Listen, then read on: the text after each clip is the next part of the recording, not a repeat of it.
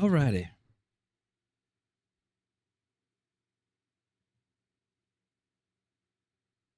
Got some craziness going on.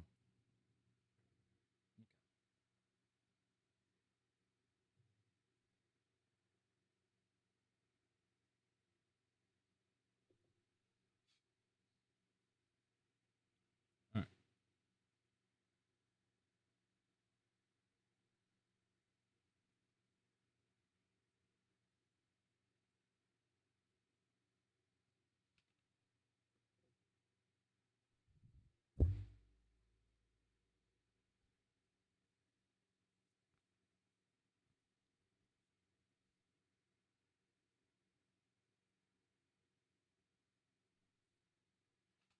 I don't know why. I always feel weird not wearing a hat. So, yeah. Alrighty. First of all, hello everybody. Hi. How's it going? Sorry, I was a little late. I was doing a test on the servers. I was doing well, let me back up. I was doing a server test on for Twitch. I was seeing like which one is ideal. I looked it up online. I just typed in like Twitch server test for OBS, because you already know that like with OBS they have a server where what was it call it? They have a server where you can, or not a server, but somebody has a tool from GitHub that you put your stream key in, and then you run the test of like Twitch's servers that they have and see like which one has the better like the better ping and things like that.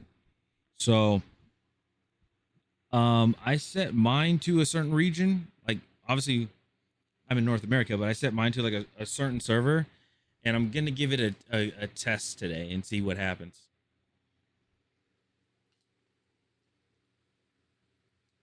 Yeah, so I'm gonna see what happens um with the test. Oops.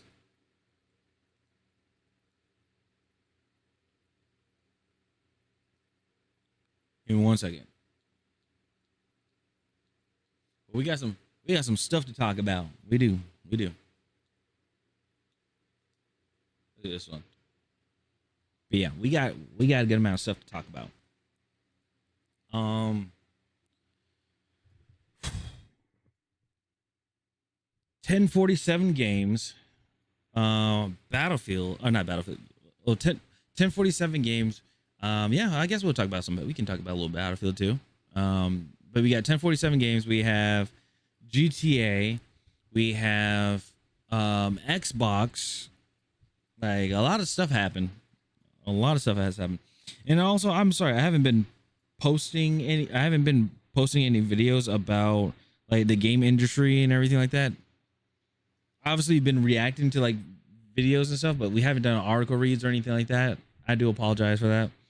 Um Honestly, like to be honest, right now I am backlogged again on videos. There's some stuff there's some stuff, some of them I actually dropped, and then there's other ones that I'm still working on. Like there's a Battlefield video of when I'm playing Breakthrough, the series packet loss issues. Um yeah, packet loss issues. Then there's one with trying to think of it. Packet loss. Oh, then there's like, the first time playing Gears of War. I don't know if I should just do like a full on, just like let that be like an unedited footage of it or not. I'm not entirely sure. Um, so I don't know. I'm not entirely sure, but um, yeah, a lot of crazy stuff happened with a lot of stuff that's going on. So let me see here. I want to make sure I have everything in order.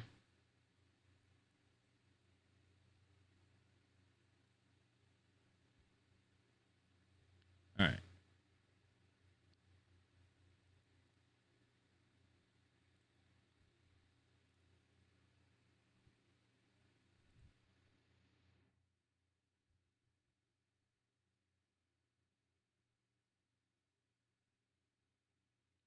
I don't think let me see if this survey will actually open up.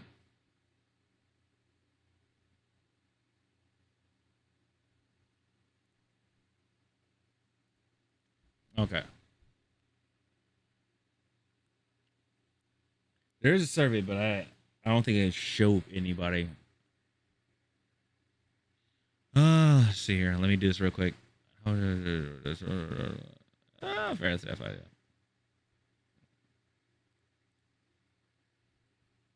Um.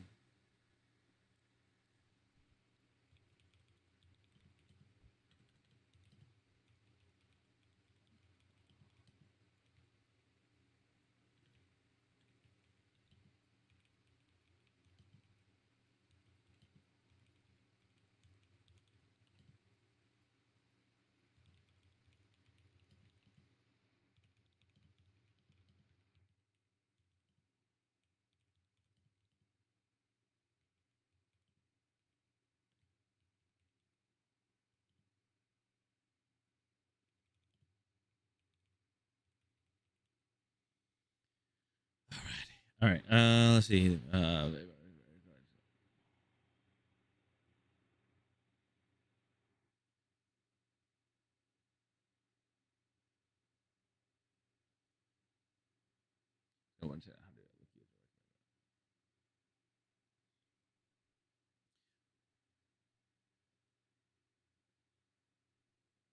Okay.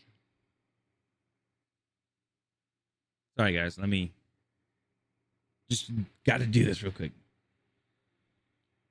Let's see. Think about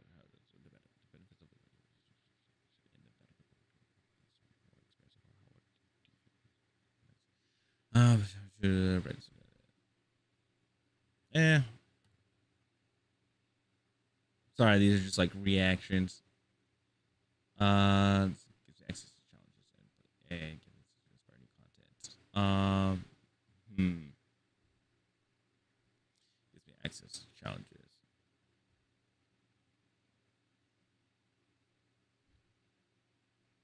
Yeah. Let's see. Oh yeah. Yes.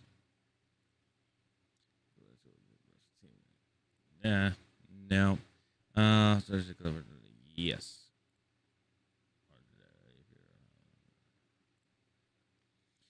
Sure. Sometimes. Let's see. Yeah. Uh, yep. Yep. Okay. Okay. Let's see. Program elements. Somewhat valuable. Content challenges. Very valuable. In-game challenges. Somewhat. Rewards. Extremely. Gaming type platform. Yeah. Valuable. Discord server. Extremely valuable. How would you rate the difficulty in-game and content challenges so far? About right. In-game challenges. Oh, content challenges. Yeah. About right. Thinking about season 4, how would you rate the balance between in-game challenges and content challenges? Roughly the same. About right. Yeah. What challenges would I like to see in the future?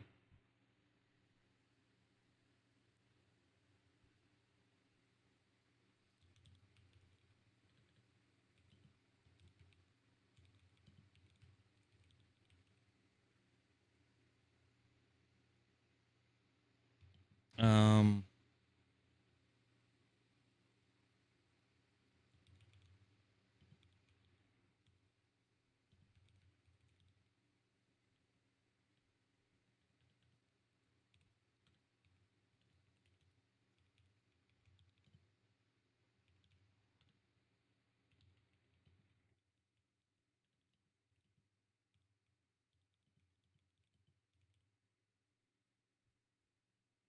Do. All right. Thinking about manually review content. What describe it?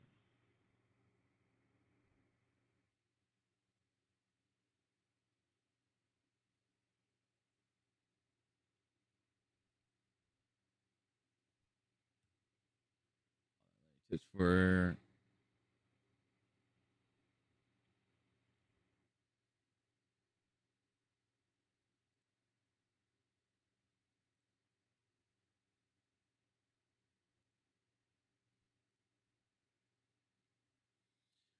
showcase that loadout short form video. All right.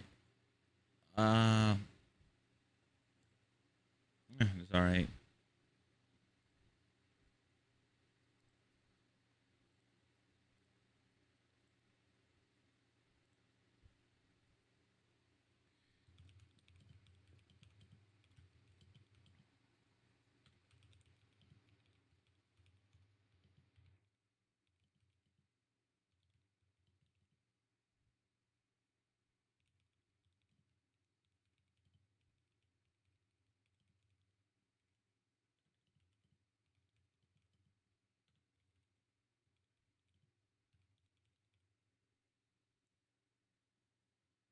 All right, go for which the highest priority of improvement for the program.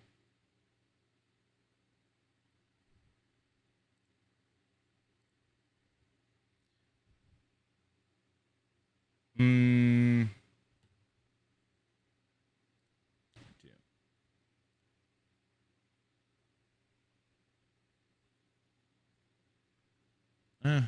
Weekly ish. Red Tech.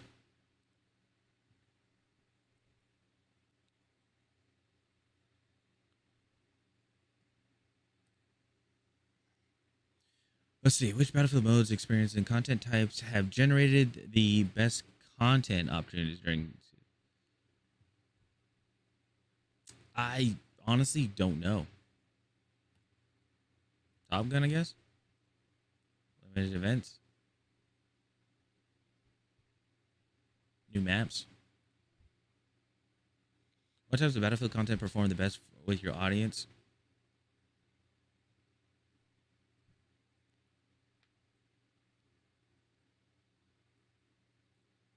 Community interactions, I guess. I don't know.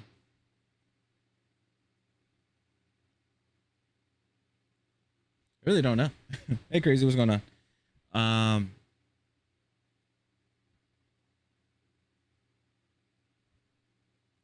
don't know. Gameplay.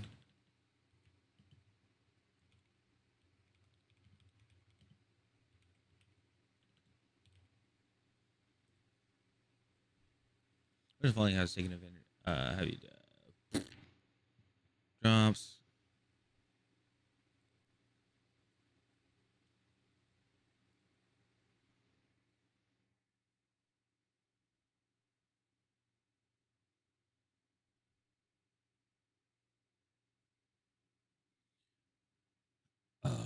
Extremely. All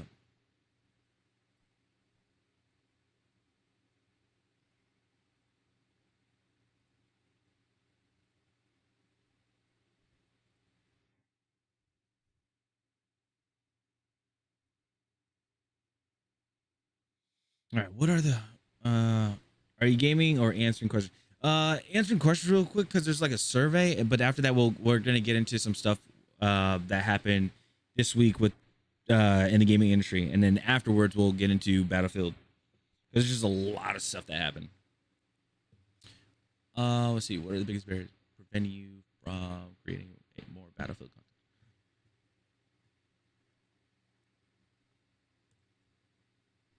content? Let's see here.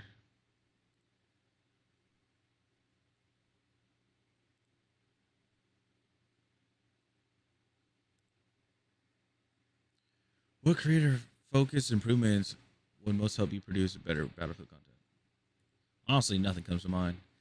That's like, that's something like when it comes to like creator stuff. I've always like, that's something like I just never like the answer for when they say like, oh, what would help you become a like what makes you become a better creator? I don't know.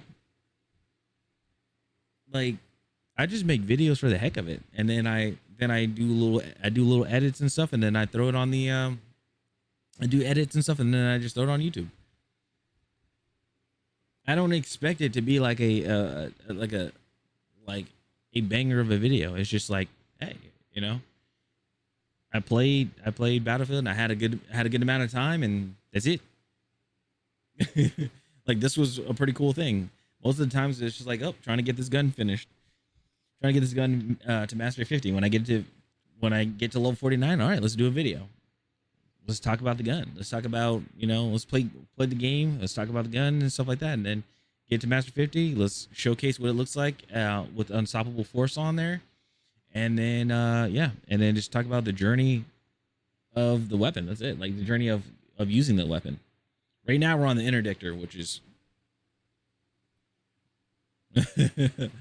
let's see. Season 4 provides fresh experience to create content regularly. I want to say fresh experiences. In other words, challenge for the yeah.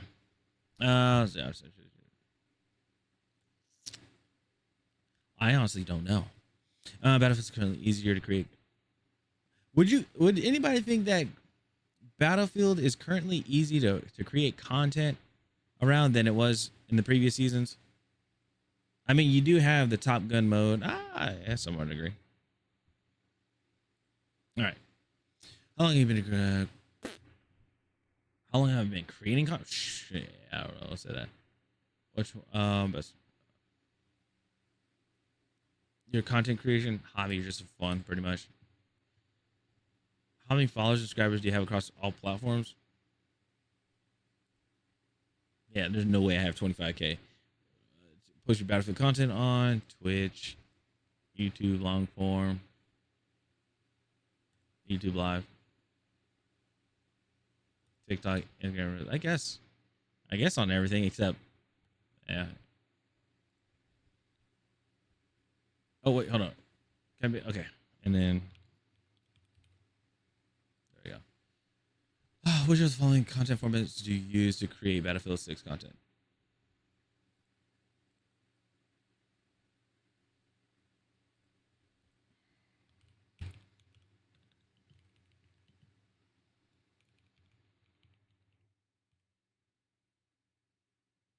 What type of Battlefield content do you typically post? Yeah, just let's play pretty much.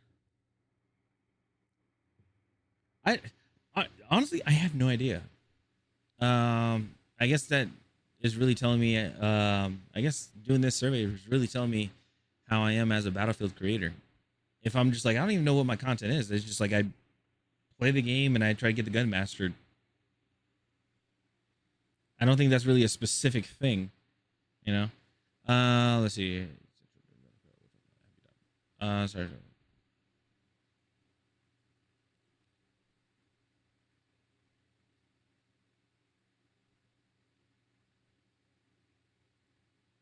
Yeah, that's true. Okay. Which of the following resources would be the most valuable for your growth as a creator? Guidance on optimizing content packaging, programs or spaces connected to collaborate with other creators, presentation or workshops, content creation tips. Let's see, discussions with social media platform.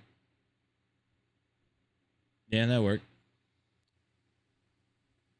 Let's see, none of these would be valuable to me. Guidance on monetization and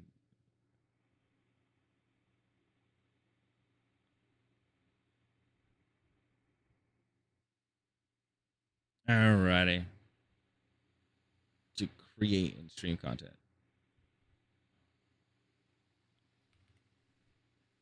Is it sad? I almost forgot um I almost forgot what my age is. It's crazy. Okay. Okay. Cool. That's done. Woo. All right. So we have that. All right. That's done. That's done. That's done. Oh.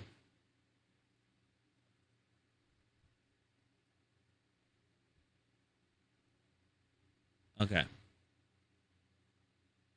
Um. Okay. So.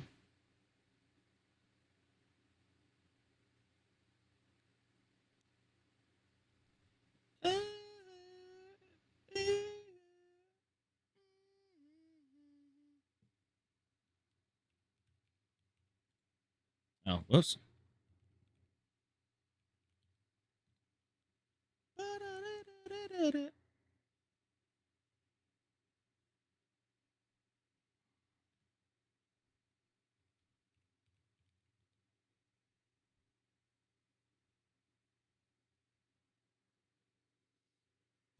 I gotta log in. Sorry guys. Sorry.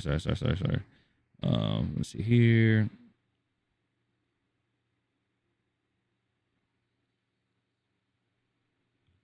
All right.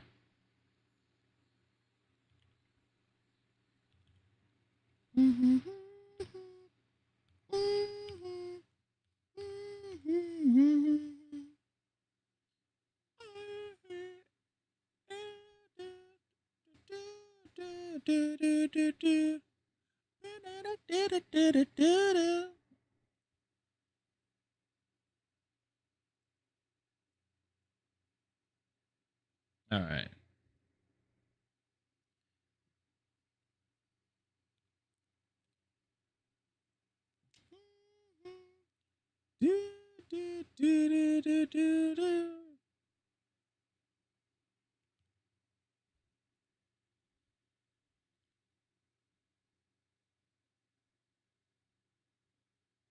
Wow, I got stuff from.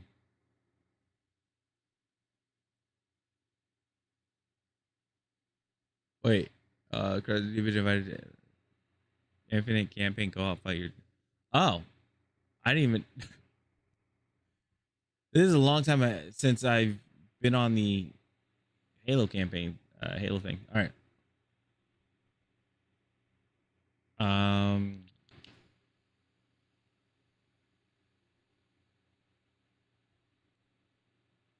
I think it was in here. All right. So we have that. We have that. All right. No.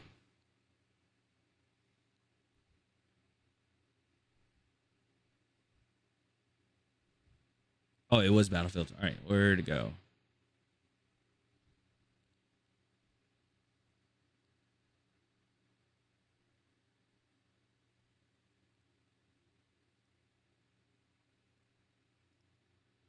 No, actually, no. Where is it? Is it in Battle? Maybe it's in Battlefield. Maybe Battlefield posted it. I'm not entirely sure. Okay, yeah, they did. Okay. Okay, so. I think I should start off with package. Battlefield, they got a package. It's been sitting in my room for quite some time, and I haven't opened it because I was like, oh, I'm going to open it on stream and show people. So this is from Battlefield. Hey, Gaming Duos, what's going on? So this is from Battlefield. I got a package from the creator program. And this is why I highly recommend people to do the creator program if you are a content creator that likes playing Battlefield. So we got a cool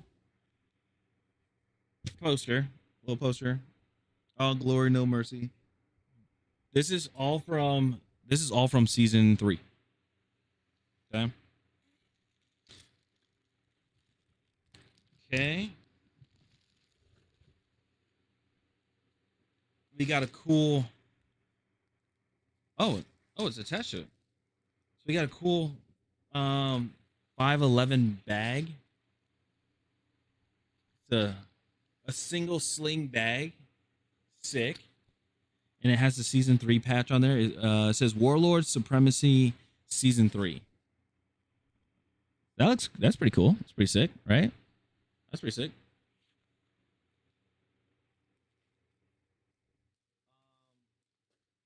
I'm gonna go ahead and put this bag in a plastic. Me, I'm a huge backpack kind of guy. I like. And then we got a we have a cool little carabiner, which is awesome. Uses for your keys or anything like that. Usually that's what I use. I use to clip like my keys on, so that's pretty cool. Something nice to have. put your keys on, and then okay, so then they gave me I'm not sure why, but they gave me the season 1 patch. I wasn't in the creator program during season 1. I joined season 2. So that's cool though. I have all I'm currently up to date in patches. Sick. Where's that one? Hold on.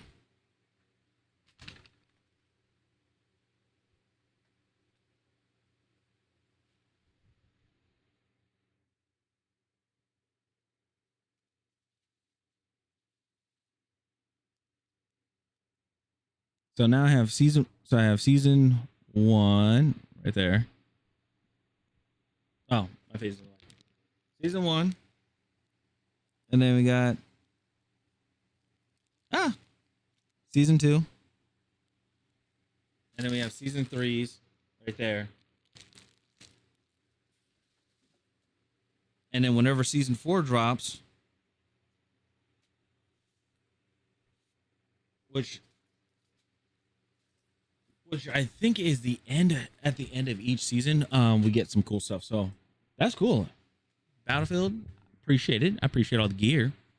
Now I got another bag, which is cool. I have a Battlefield creator program bag as well. That thing is sick. I think that was the previous season that we got it, and that was really cool. It was a really cool time. But yeah, if you guys are a Battlefield content creator, if you guys are a content creator, if you stream, you do YouTube, and you play Battlefield a lot, like, you guys should join the creator program. It's awesome.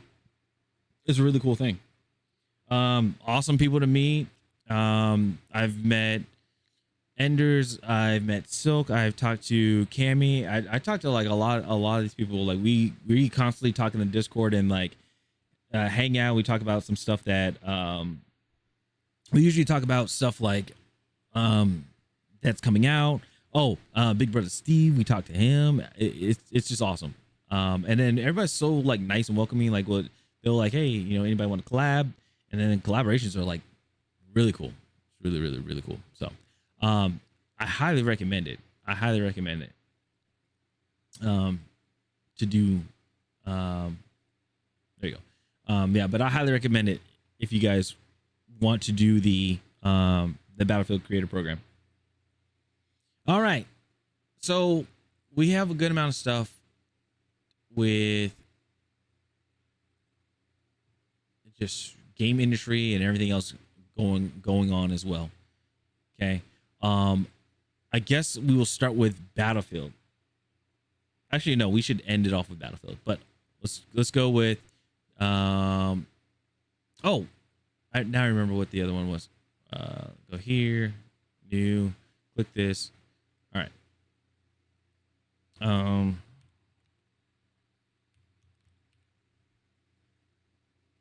Okay.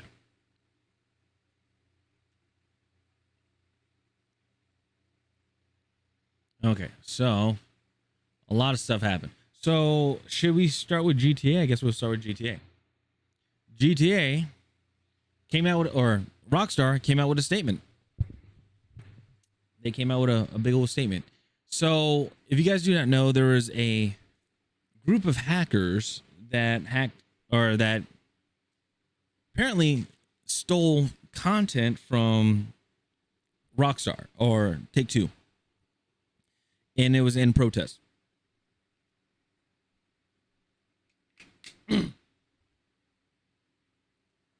He said, hey, what we're doing, like, we stole the stuff, and they claimed it. They're like, at first, Take-Two Interactive and Rockstar, they were like, no, they didn't take anything. If they did, they took screenshot, like, it was just screenshot stuff. Nope, they posted clips, videos of them shooting leak into a wall, and it looks like GTA. So it was interesting. They've been staying quiet about it and everything. A lot of people and the internet's been going in a frenzy. They're like, oh my goodness. What their protest is basically they holding the game for ransom, pretty much the content for ransom. I can't show you guys anything like that because I don't want to get in trouble from Rockstar and them, because they're hunting down everybody that's like showing content and stuff. So I'm not gonna do that. It's insane. So what they were protesting is pretty much the whole digital, digital only, no physical game type of thing. They want there's like 3 demands, I think, or their commandments. One of them is that Take-Two Interactive and Rockstar needs to apologize to the public about everything that has happened, I guess. And then on top of that, there is one with having physical copies of GTA 6. So like it's had the process of the discs and stuff. So they've been going at it for like I think it seems like it's been a week. So we also found out that, or we were told that GTA 6 is going to be live, or not live, not the game, but like the next trailer is going to be technically today on the 27th of August, but it's going to be on Netflix, and a lot of people were upset about that because it's like, wow, okay, so now for a trailer you guys are paywalling the trailer, which I mean, to the average person it's not a big deal because like it's going to end up on YouTube like in a few hours, like a few hours after, so it's not really a big deal. It's just like whoever really wants to get eyes on it first, and if they have a Netflix account, then there's the convenience right there. So I think what it is just honestly they're trying to see if they can get more Netflix users, like accounts created and stuff. Like there has to be like a deal or something that was signed between Take-Two Interactive, Rockstar, and Netflix. Sorry, something was in my eye. So anyway, that's what pretty much happened. There might be some stuff I missed, but that's pretty much what happened. And now we're leading up to what happened today, or I guess you say yesterday. Rockstar came out and talked about this, about GTA, about the whole situation. So they say here, they said, "Dear all," they said, "we know that many of you have been waiting to hear from us regarding the events of the past week. It would be an understatement to say that having videos of Grand Theft Auto 6 gameplay leak in this way has been heartbreaking for our team. And this is obviously not how we intended for you to see the game after all this time. We are very sorry that everything has taken as long as it has, from getting the game finished, nearly there. That's what they said in parentheses, in parentheses, to sharing more details in official gameplay and providing the community with everything you want to know." Hold on.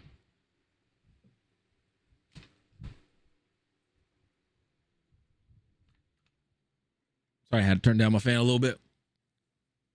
So then they said that we are very excited for everyone to see the extended look tomorrow. Oh, and apparently this is supposed to be like 30 minutes long, so it's gonna be interesting.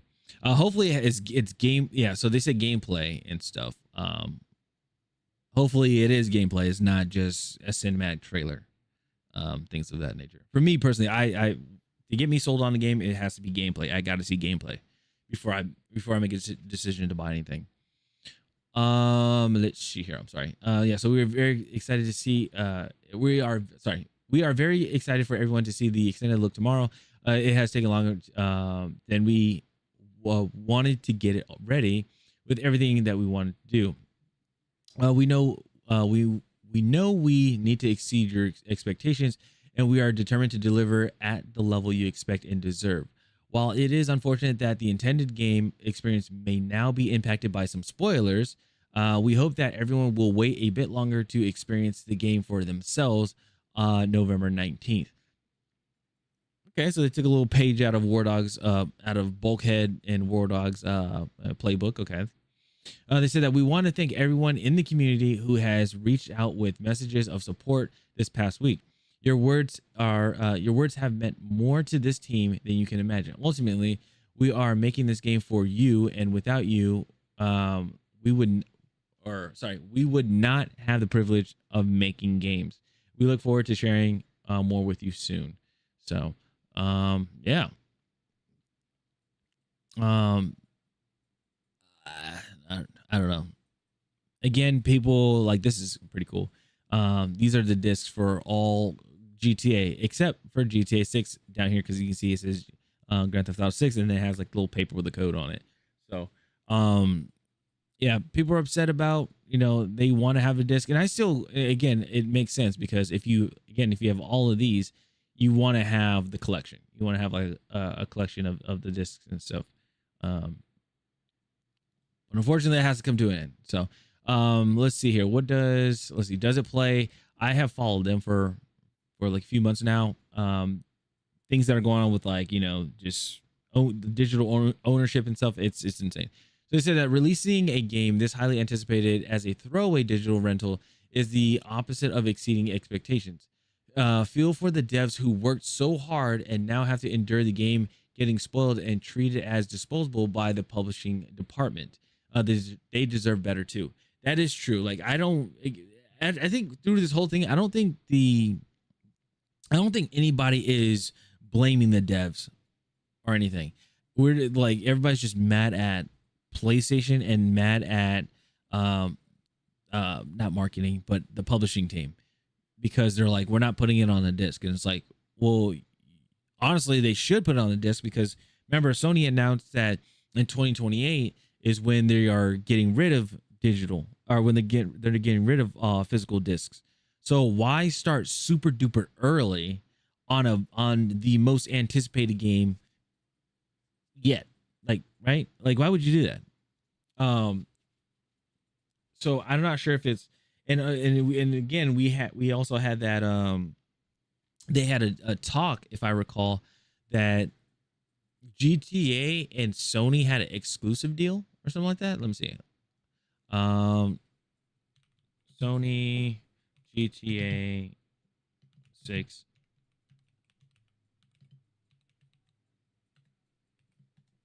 If I recall, it's not an exclusive deal, but they had I think it was a commercial.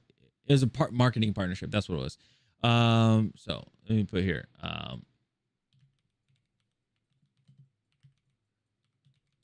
See if anything pops up.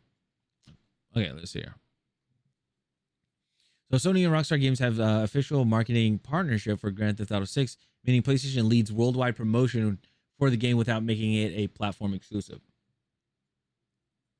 Yeah.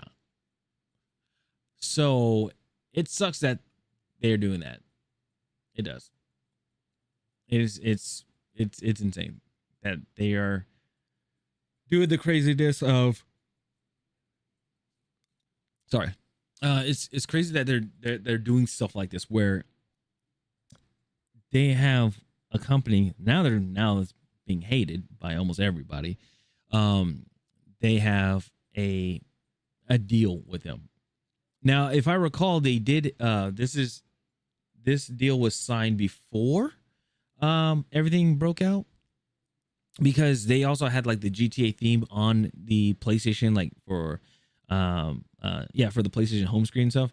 But then after, when they talked about the whole physical distance of going away, like they recalled back that. So then it went from PlayStation went from the GTA 6 theme back to the solid blue, and I was like, "Ooh, that's not good." We all know that's not good. So, yeah, it is insane. We'll see what happens with GTA. Obviously, people are gonna play it. There's still gonna be a great sale on it, but like that apology again, it's just everything that has been happening is, I mean, it's basically their fault. It's on Sony and Rockstar and Take-Two Interactive. It's unfortunate. And again, developers, they're in the crossfire. They're taking the collateral damage because they work there, and we all know how that goes. People just get laid off and stuff. So yeah, let me know what you guys think about that whole situation with GTA. Yeah. Anyway, South Channel. Later. All right. we got the next one. This one's it's very interesting. I'm not actually hitting record, so I'm probably just gonna take stuff off the YouTube. Anyway, 1047 games. You guys remember Splitgate, Impulse? They Splitgate Arena. They had Splitgate 2, but then they dropped Splitgate 2 to work back on Splitgate, which I think it was Splitgate Arena Reloaded. And then they had a brand new game that came out, was Impulse, which was basically kind of a Titanfall, kind of like Titanfall, in their way. Well, what happened here is there's an update that they are no longer supporting Impulse, Splitgate, and Splitgate Arena Reloaded. This is what they came out with, and although it's a downer because again, we had stuff like this before with XDefiant and a few other games, but there's a surprise in here. There was a surprise in here, so let's go ahead and check it out. They say here an update on Impulse, Splitgate Arena Reloaded, and what's next for 1047 games. They said today we have some difficult news to share. We are ending active development on Impulse and Splitgate Arena Reloaded. Now we all know when they say ending active development, no more updates or anything like that. We have seen it with Bungie with Destiny 2. Here they said this is a hard update for us to write. We love these games and we know this will be disappointing and frustrating for a lot of people. We're sorry. The reality is that neither game is generating enough revenue to support the ongoing costs of dedicated servers. We have continued covering those costs because we wanted to give both games every opportunity to grow. But we have reached the point where it is no longer sustainable. We have loved working on these games, playing them, and building them with the community, and we wish we could continue supporting them. Basically, hey, we tried to put some money, we were putting money in, people weren't doing microtransactions, people weren't buying the games, and it really affected us. But we tried to keep the game alive, the servers alive, by throwing our own money into it, which is nice. But it's just too much. It's too much where it's probably affecting the studio as a whole and unable to do other things. So, fair account. Thank you so much for the follow. I appreciate it. Welcome in. So yeah. So then they said, what we do not want to do is simply shut the games down. They said that we believe people should be able to keep playing the games they love even after active development ends. They said the original Splitgate launched 7 years ago, which is true, and it's unfortunately it got overshadowed by Halo Infinite. It was doing very well, and then Halo Infinite came out, and then everybody just dropped it and played Halo Infinite. They said when its dedicated servers went offline last year, we moved it to peer-to-peer so people could keep playing. It remains playable today, including on console. Wherever technically possible, we want that to be true of every game we make, which is nice. They said, so we reworked Impulse and Splitgate Arena Reloaded to support peer-to-peer play. On Thursday, hey Ty, what's going on? On Thursday, September 3rd, both games will move to peer-to-peer hosting with a server browser. Dedicated servers and matchmaking will shut down, but players will still be able to host matches, find games, and play with friends forever. Impulse will also receive one new map and lower its price across all regions. This will be the final version of Impulse. Active development may be ending, but we'll still be playing Impulse and Splitgate Arena Reloaded and hanging out in the Discord. If you see us in lobby, come say hi. Again, that's really nice. Now, the second part of it, they said, what is next with 1047 games? They said we started 1047 games 10 years ago because we love video games. Since then, more than 25 million people have been playing our games, and many of the people we've met along the way have become lifelong friends, which is nice. Building community. After 10 years of focusing on live service shooters, our focus is changing. What we build next may look very different from what people expect from 1047 games.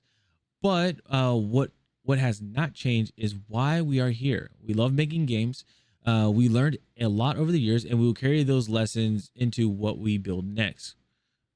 Ooh, excuse me. I know I'm getting yawns. I don't know why. I'm not tired. Let's see here. They said to everyone who worked on Splitgate, Arena, Reloaded, and Impulse, including those no longer at 1047 Games, thank you. You put years of your lives into them, and we are grateful for what you helped us build. And to everyone who played, gave us feedback, made videos, argued about balance changes, discovered ridiculous movement tech, or brought friends into a lobby. Thank you for being part of this with us. Thank you for the last 10 years. See you in the server browser. Ian Prolu, I think, and Nicholas Bagamian. Bagamian. I'm sorry if I messed that up. Co-founders of 1047 Games. So, it's again, it is cool, like seeing that they're like addressing everything that's happened with their studio and the games, but they're like, we're not killing the game. We're not going to be adding, or we're not going to be an adversary to, stop killing games.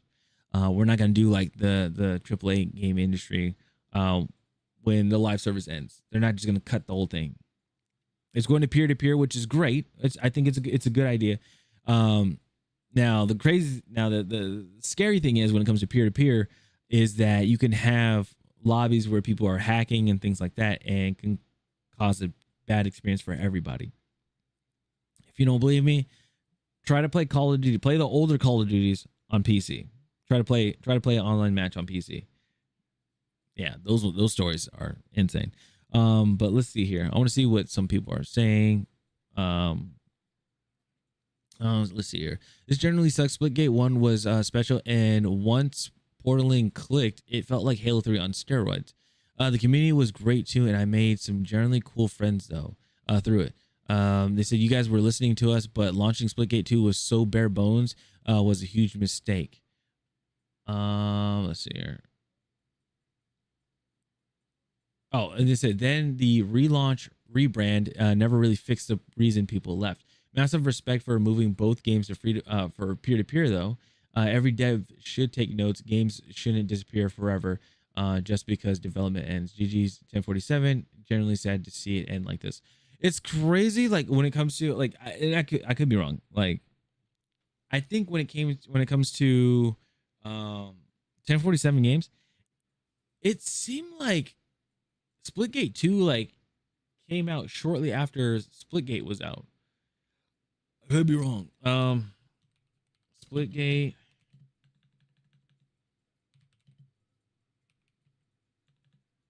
Release date. Okay, so May 2019.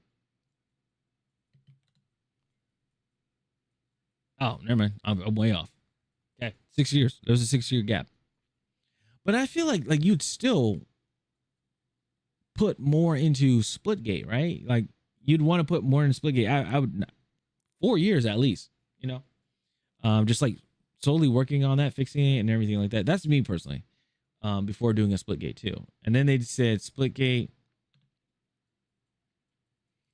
Arena Reloaded. When was this release date? December 17, 2025. After being rebanded from, yeah. So then that's when they got rid of Splitgate 2 or rebranded it and changed it to Arena Reloaded. I would just revert it back to just Splitgate itself. So but yeah, that is 1047 Games.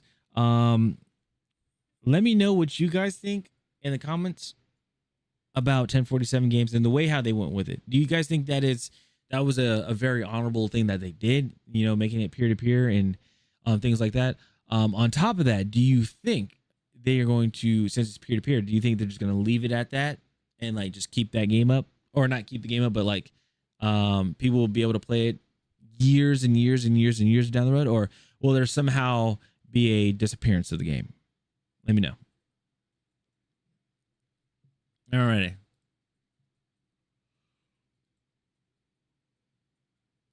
Oh, excuse me.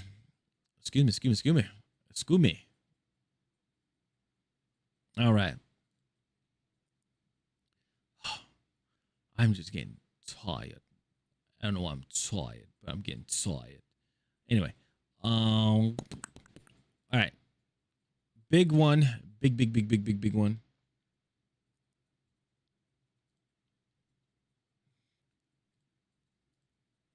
If I can find it. Where is it? Okay. So this is a very interesting. Bro was hard focused on making the video. He forgot to breathe. Oh yeah, I was going crazy. All right. So this one is very interesting too. Xbox has, I'm not gonna say like they like did something shocking, but it put people on notice. It did put people on notice. So we all know what's going on with PlayStation. PlayStation with the whole like they announced that they're gonna be ending physical games in 2028 and moving forward and just going straight up all digital, things like that. And they doubled down saying that they doubled down on that decision too. So I was like, oh, okay. Xbox during Gamescom has announced this. Well, I won't say announced it, but when I think it was in June, they were talking about having a disc to digital. You know, they were talking about that for a while. It was in the works. It was in talks. But now seems like it's finally here. So the CEO, Ashish Sharma, said this: your physical game library is more than a collection of discs. He said it holds years of memories and stories worth preserving. Starting next week, Xbox Insiders can unlock a digital entitlement for supported physical games. We'll start with thousands of titles and add more as we can. Interesting. So let's see what they mean. Let's see here. See if I can get you guys. Yeah, I'll shrink my camera a little bit so you guys can see more. All right. Okay, so this is what has happened. Actually, hold on. Give me a second. Do this. Bam. Wham, bam. Let me just move this over. Aha. Aha. There you go. Okay, so this is what happened. This is from the Xbox News. They said your disc now also digital. Now I will say this: I do have questions about this though, but we'll ask it later. They said your disc now digital, bringing the benefits of digital to your physical Xbox Series X and Xbox One disc coming soon. Here we go. They say that players have spent decades building their Xbox libraries. Some games were purchased on disc. Some were purchased digitally. Many span multiple generations of hardware. True. I said our goal is to make it easier for those libraries to move forward with players. Today, we are introducing a feature that brings benefits of digital to physical disc, giving players more flexibility in how they access and play supported games across the Xbox ecosystem. Xbox Insiders can begin testing next week on August 31st. Those that do not know what Xbox Insider is, it's a program that you can access via Xbox. You can sign up for. I think it's an application. You can sign up for it, and basically they'll determine if you are worthy. I guess you're not worthy, but they will determine if you are in the Insider program or not. Me, I have been in the Insider program for quite a long time, because when they announced it, I signed up for it. I was like, why not? So I signed up for it. And I've just been in the Insider program ever since. I check out some of the stuff that they have, like new features that they have with Xbox and things like that.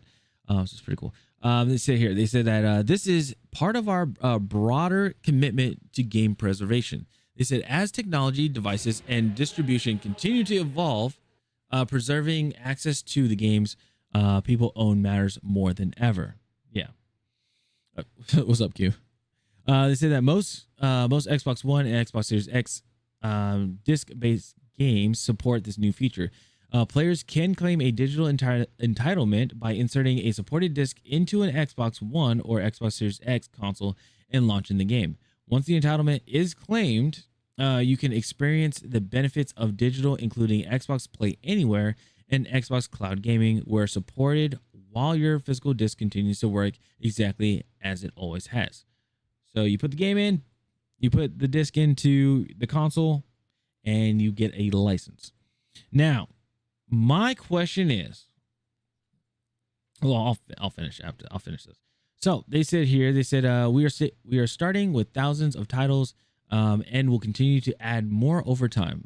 While not every title will be available at launch, this is an important step forward toward a future where players can have greater confidence that the games they buy remain with them for years to come.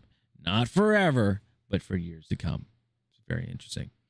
So then they said here, how to get Xbox Insider support and share your feedback. They said, thanks to Xbox Insiders for all the feedback. You can visit here to share what you think. They said that if you are an Xbox Insider looking for support, please join the community in the Xbox Insider subreddit. Official Xbox staff, moderators, and fellow Xbox Insiders are there to help. We recommend adding 2 threads with the same topic before posting a brand new one. This helps support us the best we can. Cool. They say that if you aren't a part of Xbox Insider programming yet and want to help create the future of Xbox and get early access to new features, join the program today by downloading the Xbox Insider Hub on the Xbox Series X and Xbox One or Windows PC. For more information on the Xbox Insider program, follow us on Twitter at Xbox Insider and keep an eye on this blog for the latest news. So I think that is all for that. But my question is, again, where they said it here. Where is it? Where?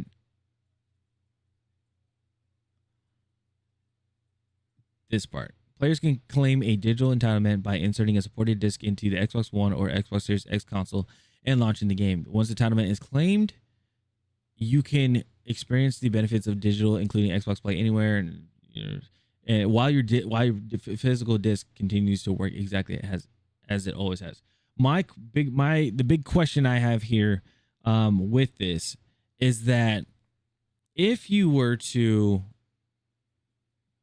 put the disc into your console, does it automatically do it, or does it give you an option?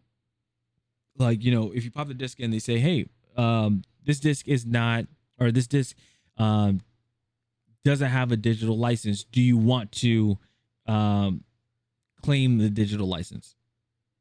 Or does it just, you put the disc in and then it says digital license claimed? That's what I'm curious about, because for me, I like how my games are. I'm not gonna lie. I like how the disc is, where the license and everything is on the disc. Like if I try to go onto Titanfall right now, if I try to go on Titanfall 2, I can't play the game because it says, oh, you need the game. And I'm like, oh, okay. Then I put the game in and it loads up and I can play it. Again, it's for convenience, but for me personally, I'm all about consumer options, player options. I want to have an option than being told what to do, what I can and cannot do. That's why it's like a lot of people are upset with, I think what a lot of people are upset with PlayStation, or one of the variables when it comes to the issue with PlayStation, there we go, is that people that are wanting to constantly play physical games, they love it and everything, that they are now forced to buy digital if they want to continue forward with PlayStation. Like they have to buy digital.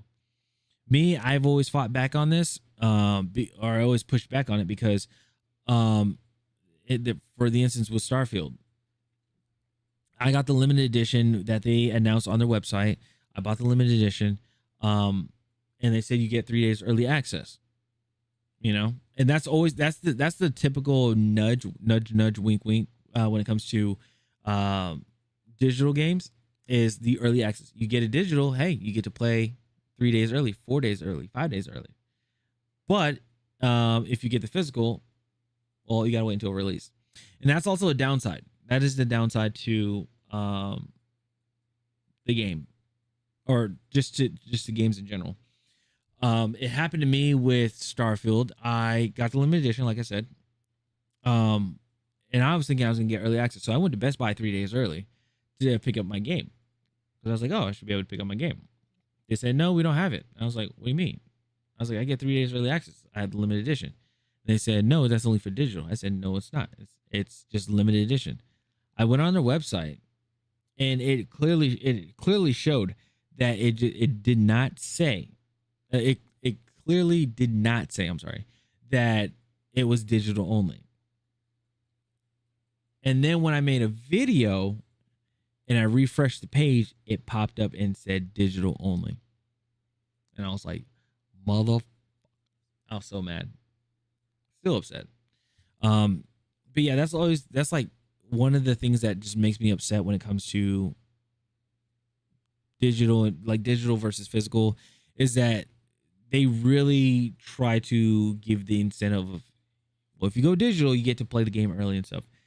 I think honestly, there should not be an early access. There shouldn't be early access, early gameplay, or anything like that. Everybody should get the game the day it comes out on release date. I think that's what it should be, to be honest. I could be wrong, but again, no, I'm not saying I could be wrong, but I think that's what it should be. Because it's like, I don't like being told what to do and stuff. Obviously that's an option, right? But it's just kind of like one of those, like, you know, somebody tugging your shirt, like, hey, you know, if you come over here, you get this and stuff. And they're like, they're trying to like push you over there without them saying, hey, you know, we're trying to push you over there. So, also I've had issues with, I think it was, let me see if I still have it. If I have the tweet. Let's see here. Oh, I'll have to look at that for. Yeah, I'll have to look at that one. Okay, so then they said, let me see here. I think it was it on my profile? It was. Dude, they changed up so much here on Twitter. I think it was right here. I know for sure it's right here or not. I just gotta find the post.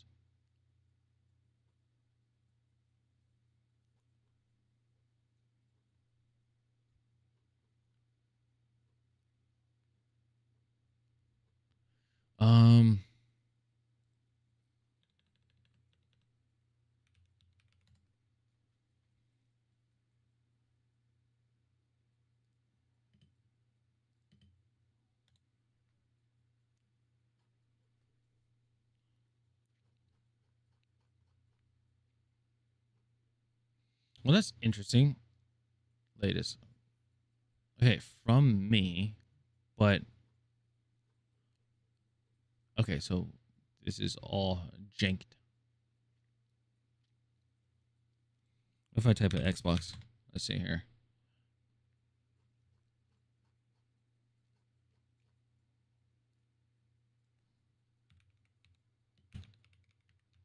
Void Interactive, maybe?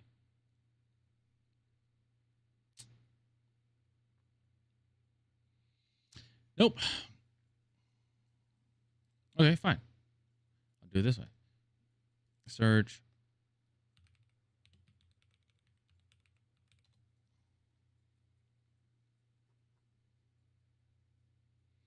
Was it? I think it was last year.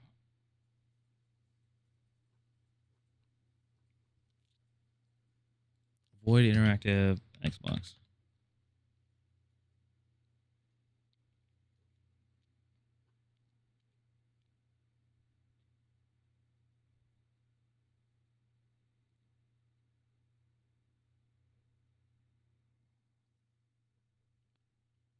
All right. Actually, I have to look it up this way.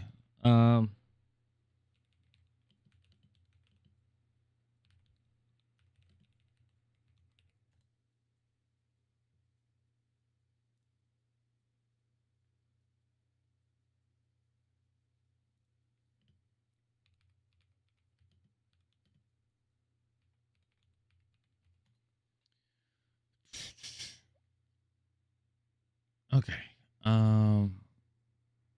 What were the release dates?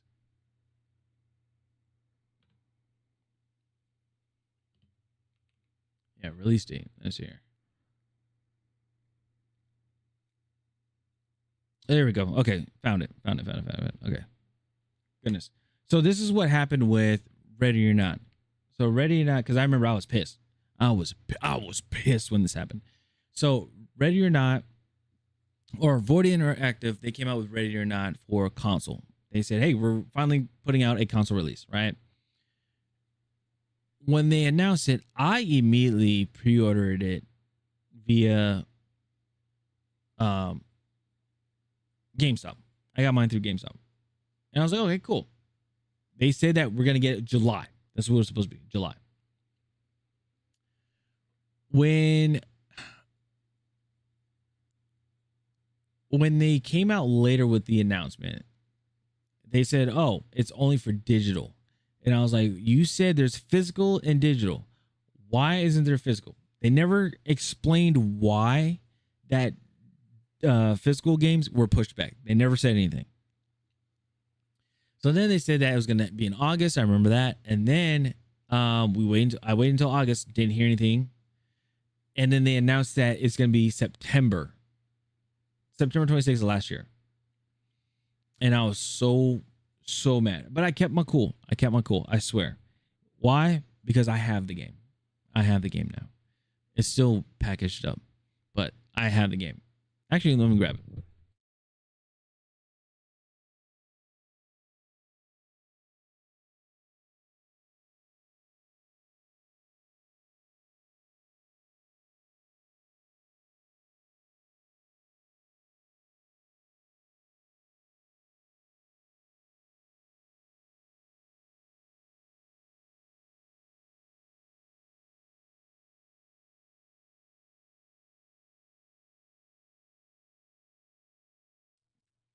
Where? Wearing that on the Xbox Series X. Yep. Still in the plastic and everything. Yeah. Yeah. The reason why is because I still have the PC version of it because I was playing that during its I was gonna say alpha stage. I guess you'd say, because I got Ready or Not when it was like $10. So, but yeah, again with these physical games, physical games, digital games. I just want players. I want consumers, gamers, just to have an option. The overall big issue is the DRM, because they said for the time being, so when somehow this goes kaput or your account gets banned and stuff, how does that work? Because they said, oh, you have the disc still, but it's like when you have the disc, you put it in and you get the digital license, and say for instance your account gets banned and you make another account later on, you just make another account and you pop the disc in, does the key for that license, can that get put onto that profile, or is it a, hey, this license has already been claimed type thing? That's what I'm wondering, because they didn't answer that either. These are things that I've asked or been trying to ask. Let me find it. Yeah, these are things like I'm trying to ask on Twitter and everything like that to see if anybody knows. I said, question, after the update, does the disc to digital feature automatically apply when you put the disc into the console, or does the feature ask you, do you want to have a digital license? I have questions following up. Nobody. I haven't heard anything about it. So there's that. Oh, and then there was Jez Corden. He's editor for Windows Central, co-host Xbox podcast, which is he's very knowledgeable about stuff with Xbox. So then I remember a lot of people were talking about this is a very negative thing. People are hating it and everything. So then he said it's kind of funny watching people try to spin Xbox disc to digital system as a negative. And I just said this. I'm wondering if the consumer has an option to deny the disc to digital conversion. If you put, like, for an example, if you put Titanfall 2 into your Xbox and the Xbox asks you if you want to convert it, does it automatically do it? That's just something I want to know. These are a lot of things I just want to figure out. I want to know, because we are living in a world where with consoles, things just automatically update, and you're forced to accept those updates. If not, your console is strictly offline. Like, you cannot go online until you update it. And that's also another feature that I have questions for with Xbox. It's like, can we, before the update happens, can we get can we get something on, like, right before your update, when it says, oh, it's time to update, like, can we get like information there showing like what we are updating, instead of just blindly updating and then afterwards find out, oh, this is what the update was about? Like, can we get something before? And also, can we opt out of it? Because what if it's just a feature, like, again, which is this, the disc to digital feature? Can we opt out of that and still have access to online? We just don't have that feature. If they're like, hey, say for instance, if I want to use it later on and I opt out of the feature, I would just have to update my Xbox so I can have that feature. Everything else is still playable, right? So that's what I'm wondering. I'm very curious of. So, but yeah, that is what's going on with Xbox. They're doing the whole disc to digital. People are happy about it. Some people aren't happy about it.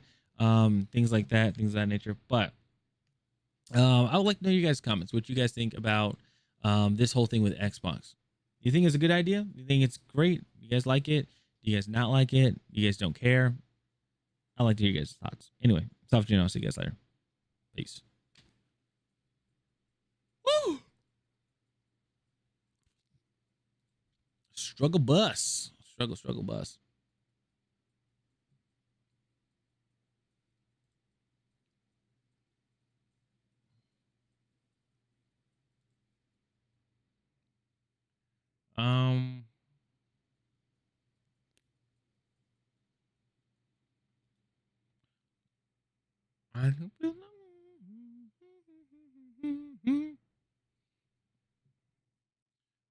Let's see here.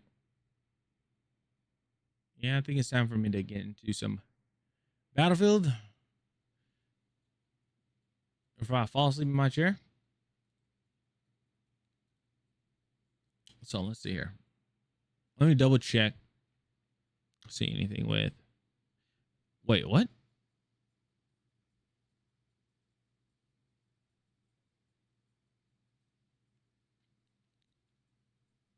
This is a very. Hold on. This caught my eye.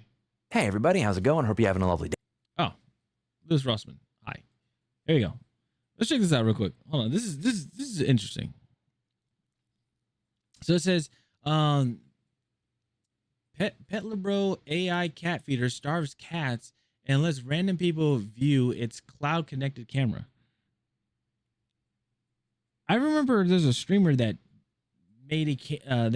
made something along the lines of a cat feeder, and I guess it's like that person's chat was able to feed the cat with a command, which I thought was pretty cool. So let's see maybe it's a different thing, but let's see what's going on here. Hey, everybody. How's it going? Hope you're having a lovely day. Welcome to today's episode of How You Getting Fucked. I'm your host, Lewis Rossman. Today, we're going to talk about the Petlibro series of cloud smart feeders for your animal. So if you're away from home, as I am from time to time, it can be useful to have a device that will feed your cats or feed your animals. And the ones that I've bought have always been one of two types. Either A, the type where essentially it's a gravity feeder. It just keeps dispensing food until it runs out. Or two, the type that is local, where I could put it on a schedule. And I've switched to the gravity feeder because if I'm away, I still have somebody check up on my cats every day just to make sure things are going well. Which is fair. But I don't want any electronics, much less something connected to the internet, being the reason that my cat has not been fed. And this really validates my decision to use one of those feeders. So they make a cloud feeder that connects to the internet, and it also has subscription packages ranging from about $12 to $17 a month. Typical. Everything If it goes online, guess what? It has to have a subscription. It has to have it. It always, always, always. They can be like, oh, you can have a freaking a bidet. You can have a bidet that just automatically schedules when to clean your butt or something. I don't know. And it's online. It's all remote control and all that stuff. And guess what? There's going to be a subscription on it. It's crazy. I think it's still insane that people have subscriptions for their cars, where it's like, oh, you want to access the seat warmers? Oh, you got to pay an extra $20 a month. That's like a basic feature. That is like the lowest. That is the lowest of the low features. Seat warmers. And because this piece of garbage connects to the internet, that means that when there's an issue with their cloud server, it actually stopped feeding people's cats. The problem that I have with this is not just the fact that it stopped working, it's the fact that they were not being fully honest with users. So they said the following: there were cloud server issues that caused a backlog of data requests, overloading the system memory. So it looks like Pet Libro is having the same problem that the Swiss train system is having by using systems that have, anyway, I'm not going to get into that right now. That is a long story. But they had an issue. It was said that the outage was due to cloud server issues that caused the backlog of data requests, overloading the system memory and bringing down the data service in the process. After successfully restarting the cloud service, the backlog reoccurred and the system went down again. At that point, the team conducted systematic troubleshooting of the cloud service system, identified the underlying issue, patched the solution, and closely monitored the slow upscale of traffic toward recovery. Now, a big problem here is that they marked the incident as resolved around 7 p.m. on August 12th, saying that the app was fully restored and operating normally. Let me guess, it was still an ongoing thing and there was an outage. However, many people as far as August 13 said that their readers were still showing as offline and were not dispensing food. Further, the company claims, and I quote, that scheduled feedings are programmed directly onto the device and should continue to run as scheduled without an internet command. Yet many users have been reporting that when the device had a cloud issue that it stopped dispensing food. And this is obviously a problem. I'm away from my home right now. Now, granted, I do have somebody that checks up on my cat several times a day because Mr. Clinton is an elderly cat and he needs a special medication in order to stay functioning. He has a heart issue, a thyroid issue, and a kidney issue. But if I did not have that and I was trusting this cloud piece of garbage, that means Mr. Clinton might starve and I wouldn't even know. Pet Libro has claimed the following: that scheduled feedings are programmed directly onto the device and that they should continue to run as scheduled without an internet command. That scheduled and routines continue to operate locally as scheduled provided the device was not reset, and that Pet Libro products carry out pre-scheduled routines like feeding and self-cleaning on their own, and this functioned for the vast majority of devices. Yet later on, after this made the news, after many people had devices that were not feeding their animals, Wu acknowledges that the company was aware of reports from some customers whose devices did not behave as expected and was reviewing those cases individually. This is sadly only the tip of the iceberg with these products. There were actually a bunch of CVEs that had remained unpatched for several months after they knew that there were a problem. And this is where it really gets fun. These devices allow you to log in remotely so that you could do things like see your cat. So if I wanted to see my cat while he's eating, I can do that. And it also has a microphone in it for me to program a message for the cat. You probably see where I'm going with this. This thing was set up so poorly that if you had somebody's email address and their Google account ID with no password, no OAuth token, no nothing, you could actually log into it. You could add yourself for permissions. You could see the camera. And again, this is a device that has a microphone built into it. You need to take these things and get them the fuck out of your house. It's not just the fact that the device had these security issues. It's the amount of time that... Yeah, just get a gravity feeder. That or get a gravity feeder or just, the typical... Ask your neighbor, like, hey, can you go over to, like, I know you're in the, like, you live in the area and everything. Can you just go check out my cat? Can you feed my cat? I'll be out of town. Can you feed my cat? That's it. You know what? It's even a better thing. Like, this is what I did when I was young and I was growing up. It was like, kids are always looking to make money, and they want to have like a little job, obviously they can't work at McDonald's and stuff like that at like the age of 12 or 13, but they can do little jobs. They can do like, mow lawns. That's what I did. I mowed people's lawns for $20. Fed people's cats, fed like their animals, like the dogs and the cats and everything like that, even though I was terrified by most of the people's dogs. Cats, I'm just not a fan of because they always like to scratch people for no reason. They have a mind of their own. I feel like they always have alternative motives. Anyway, but yeah, doing something like that, like, because first of all, that's you're like for the owner, you know that your animals are being taken care of and everything like that, fulfilling responsibility. Well, they're being fed and everything like that, being taken care of, right? But then also on the other hand, you are building this trust with this other person, and they are also earning money and everything. So it seems like it's a win-win for everybody, right? I feel like it. I feel like it's a huge win-win for everybody. But I digress.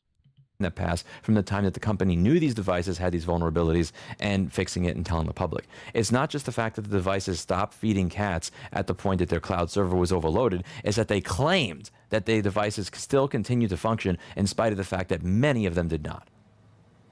Your cat deserves better than this. Yep.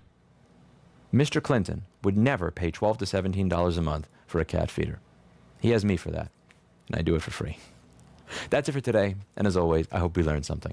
If you have one of these devices in your home, in my opinion, it is for the best of your animal that you rip it the fuck out of your house and replace it with something old-fashioned. I know it sucks, it's lame, I get it, having to pay somebody to come by to check on your cats when you're away is not the best, but I mean, this is a great way to make friends with your neighbor. We really do live in a world where exactly. you can buy an automatic cat feeder and have random people that you don't know that can listen to you and see you through the camera and the microphone in the device. Welcome to 2026. The funny thing is, this isn't new, because if you actually think about it, Honey, I Shrunk the Kid, I wish I could show it, but Honey, I Shrunk the Kid, I can't remember. I think it's Clark. I think it was Clark. Basically, Rick Moranis's character in the movie basically makes all these inventions, right? And he made a dog feeder. It was like the dog like bites, like pulls down like a rope, and it does like you'll see like a ball that drops and goes down like the whole goes down like a rack and everything like that. Knocks over some dominoes. Takes a Jenga that falls off on top of the tower and like hits a Hot Wheel. The Hot Wheel goes and loops around, and then the Hot Wheel hits a button, and then it dispenses a dog treat, and the dog eats the treat. Like, that's literally what this is, except it's connected to a cloud-based server. And also the thing is, when it comes to just anything online wise, we need to stop relying solely on cloud-based servers. Like, there should be some sort of backup or alternative. That shouldn't be like the one and only thing. Because of situations like this, but again, corporate greed, try to get every single dime out of you. So it makes sense. But anyway, I think that is it with the video. Let's see what else he has. Sorry. Get this stuff out of your house. Yep. That's it for today. And as always, I hope you learned something. I'll see you in the next video. Bye now. We also have the yeah. That's Louis. That is Louis Rossmann. Dude has the greatest. Like, I like his videos. I found his stuff from like Stop Killing Games and things like that. And it's been very interesting. I like it. I like it a lot. Let's see here. I think that is it. Yeah, it is. Okay. I'm gonna get the PC, gaming PC fired up. I think we're gonna get frame drops. I think there's something with, I don't know what it is, but I feel like there's something with my gaming PC that is just ripping the internet away. Something like that. I don't know. We'll see. Anyway. Just get everything settled.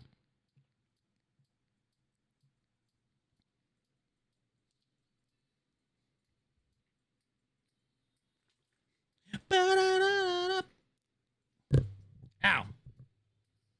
All right. Let me set everything up. I'll be right back. Enjoy the tunes. If you're on Twitch, enjoy the tunes. YouTube, unfortunately, I'm sorry, because I don't know if this is actually DMCA or not. So it's just it's video game. It says video game music. So yeah, I don't know.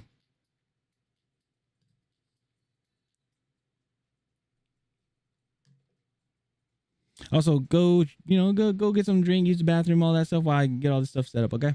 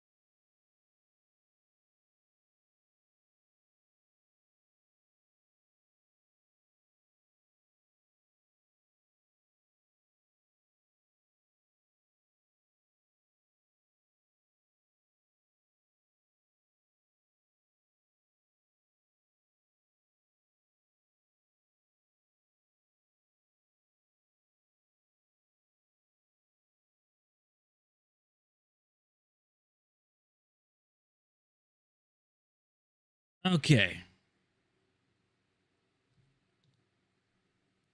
Da, da, da, da, da.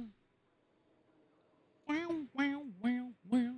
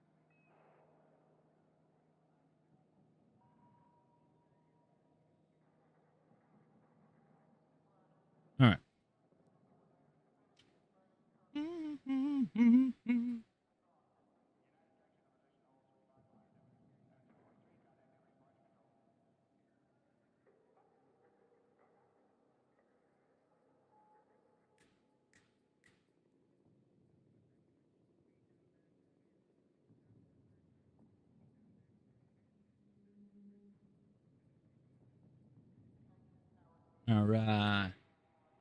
Maybe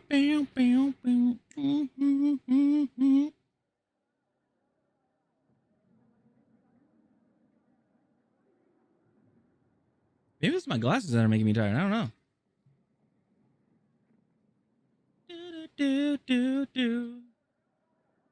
All right.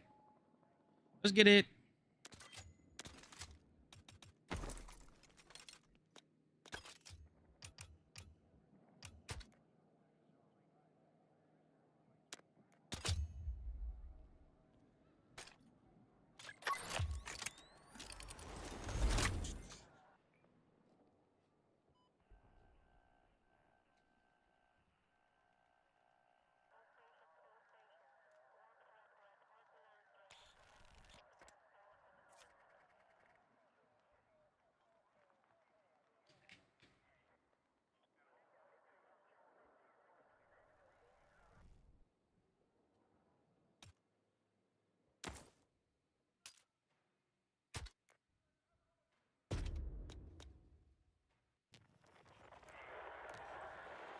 Oh.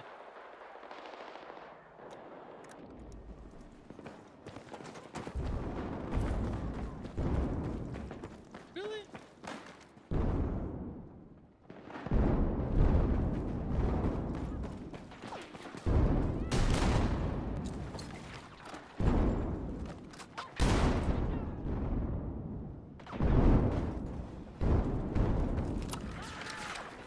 Wow, they really do.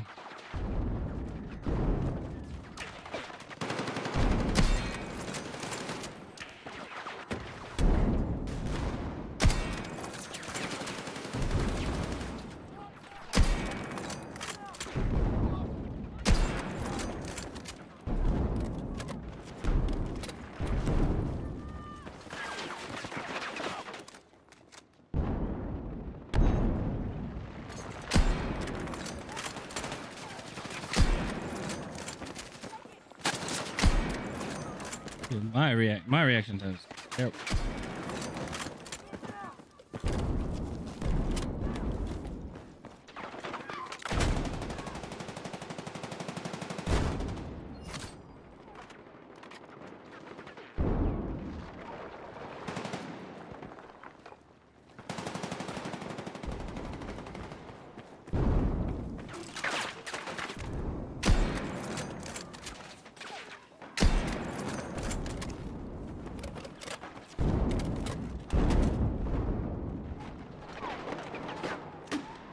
(17 to 24).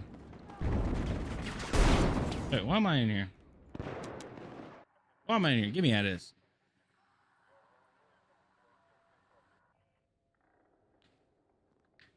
Get me out of here.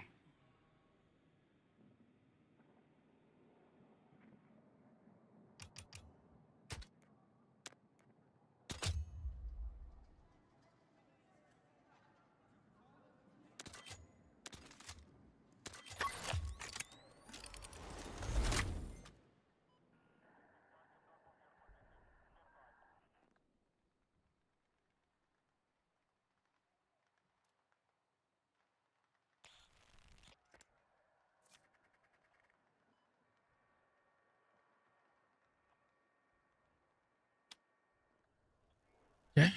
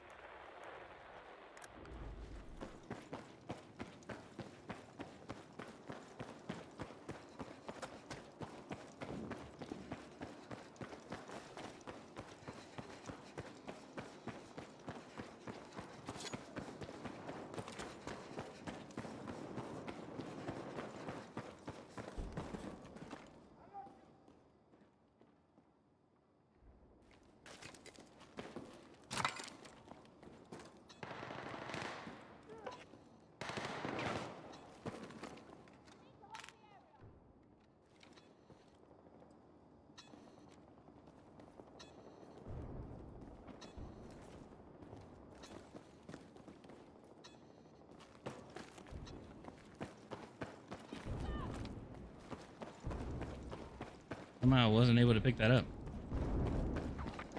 Interesting.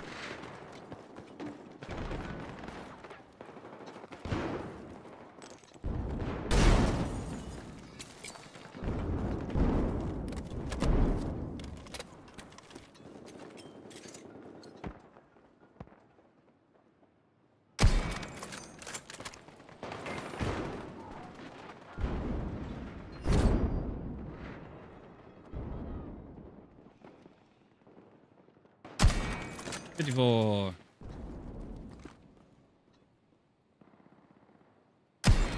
54. Match grade 54.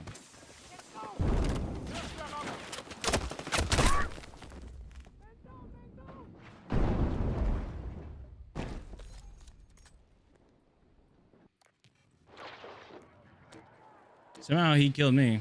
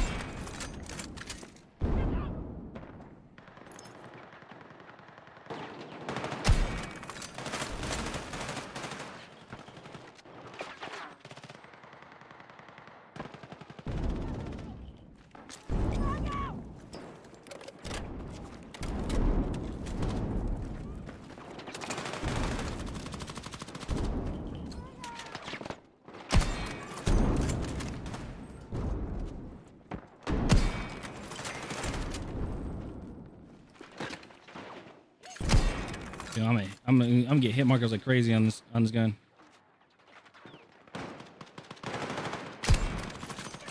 Or oh, that was a headshot.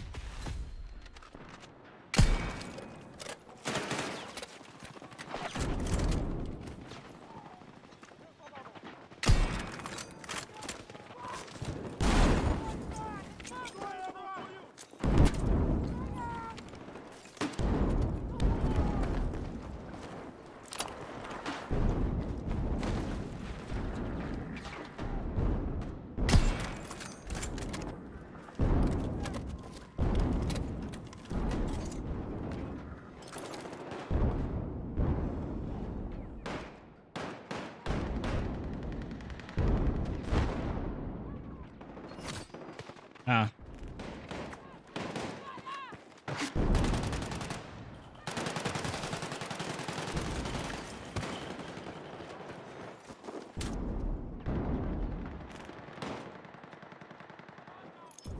Come on.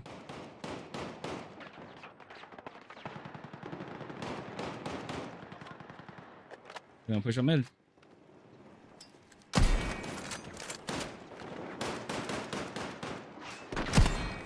$80.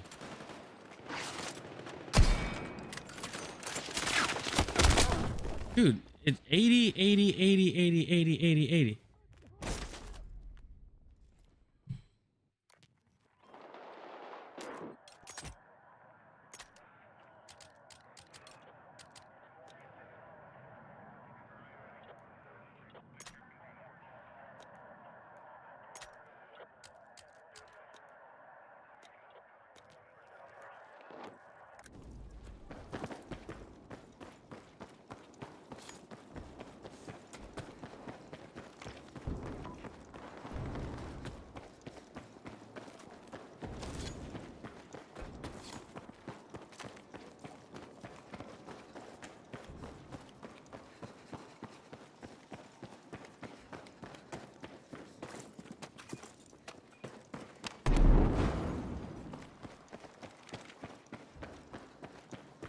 Just in case we got to fall back, you know.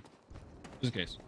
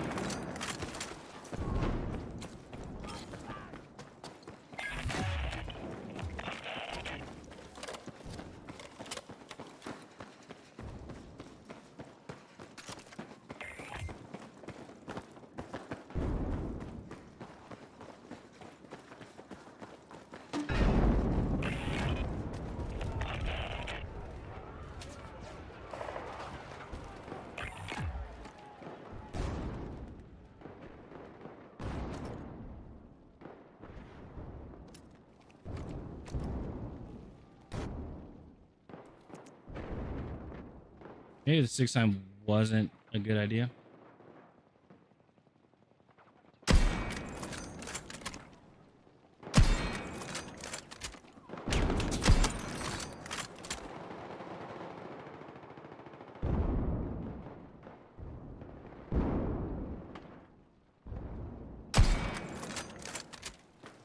You gotta be kidding me. I definitely hit that.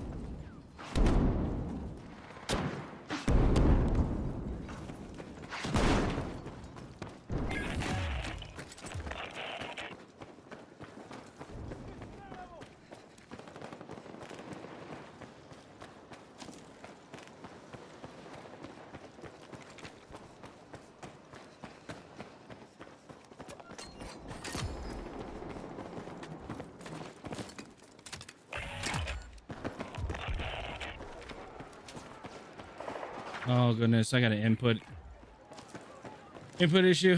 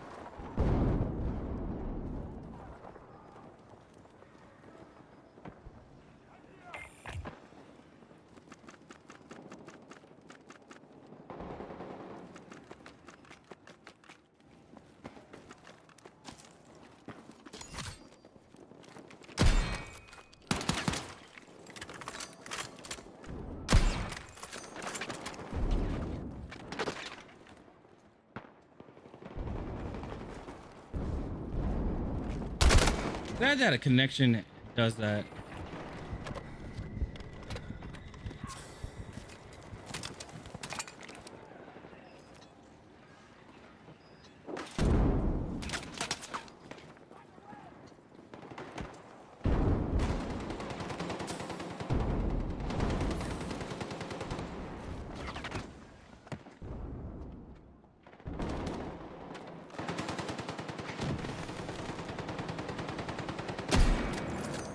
Also, can somebody tell me how a match grade 50 BMG round that explodes, like it actually, you see the explosion of the round, like it ignites, how that does 80 damage to a body? Like I'm really trying to figure that out. It's still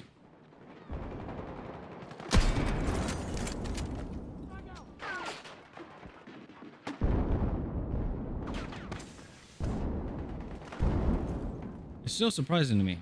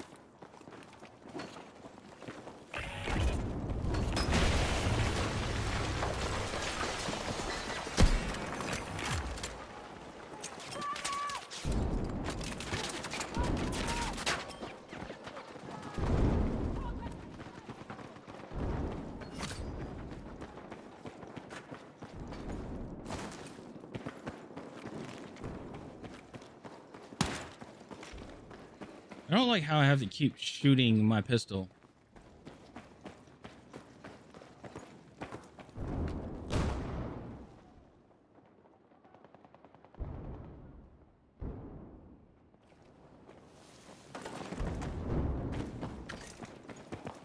This is definitely a problem.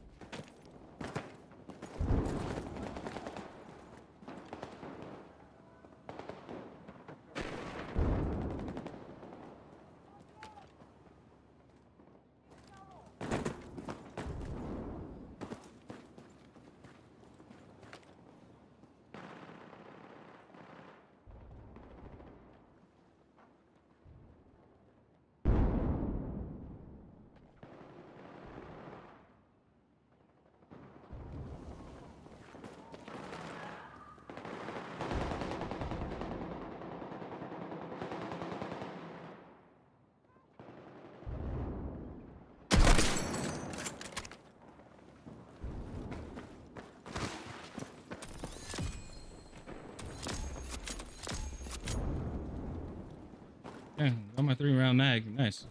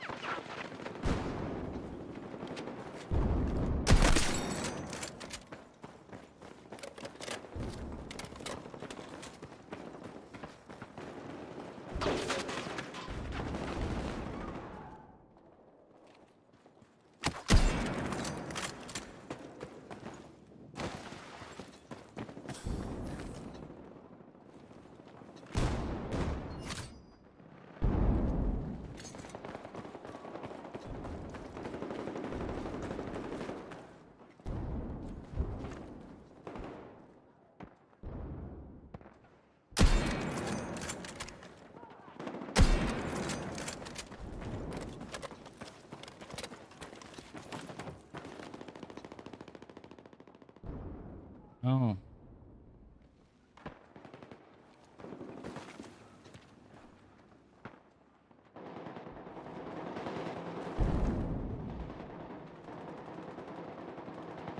Oh, my stomach's really getting.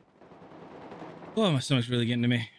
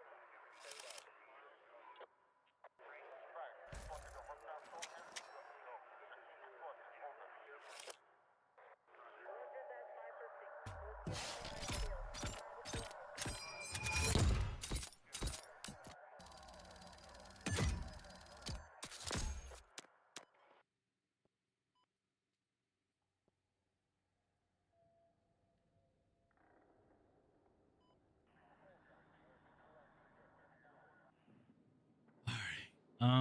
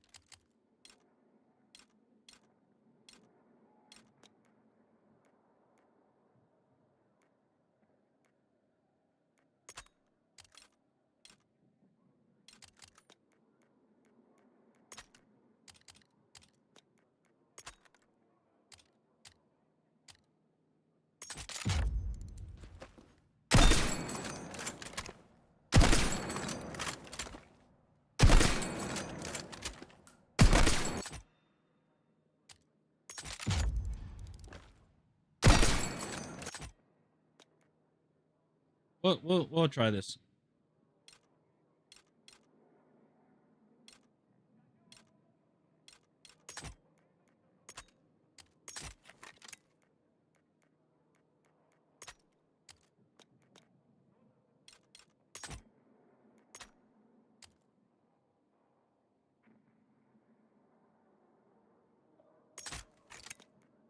We'll try the green laser just for the heck of it.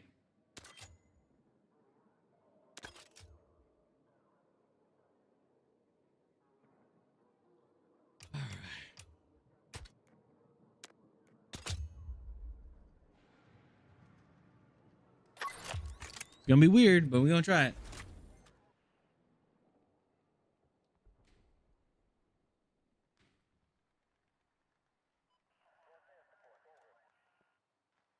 Hopefully this does well.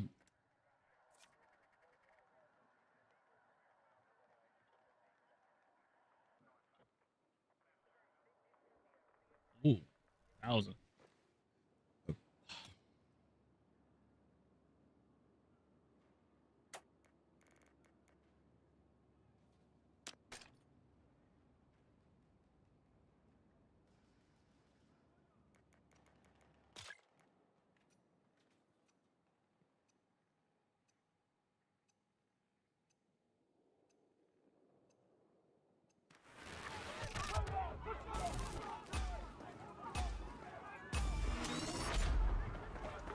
.202, and that person has 1,000 ping. Who is that?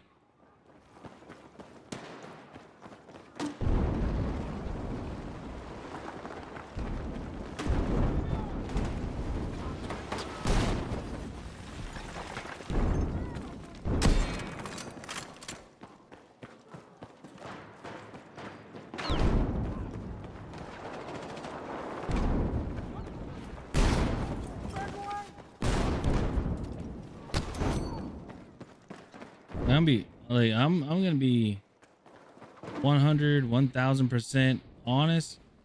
I don't know.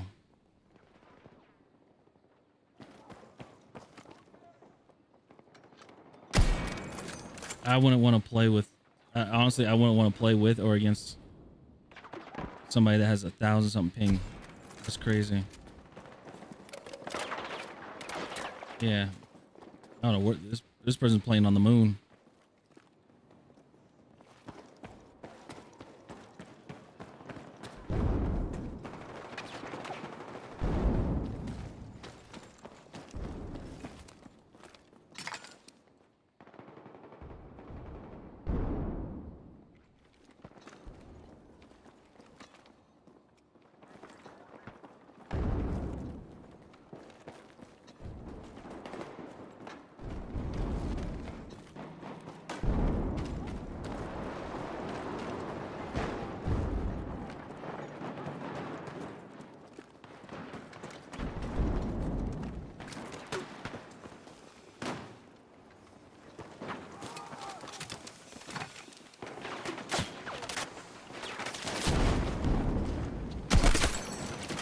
I don't know how I hit that, but I did.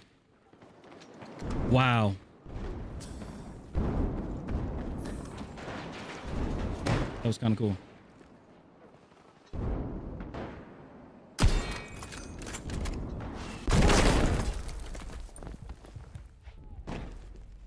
No notification. Yeah. No grenade launcher notification. Great.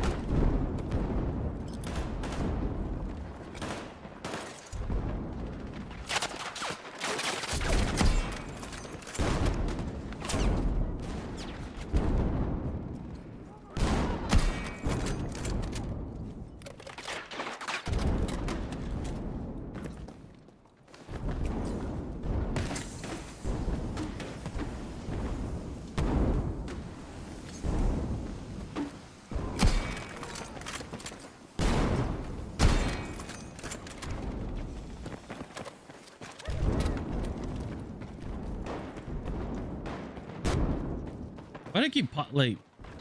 Hello? You stopping me?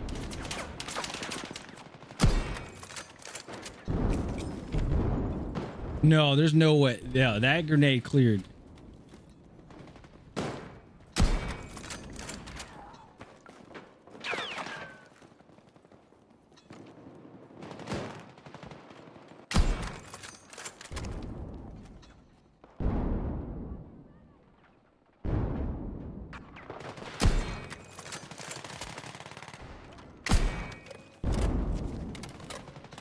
That grenade definitely cleared.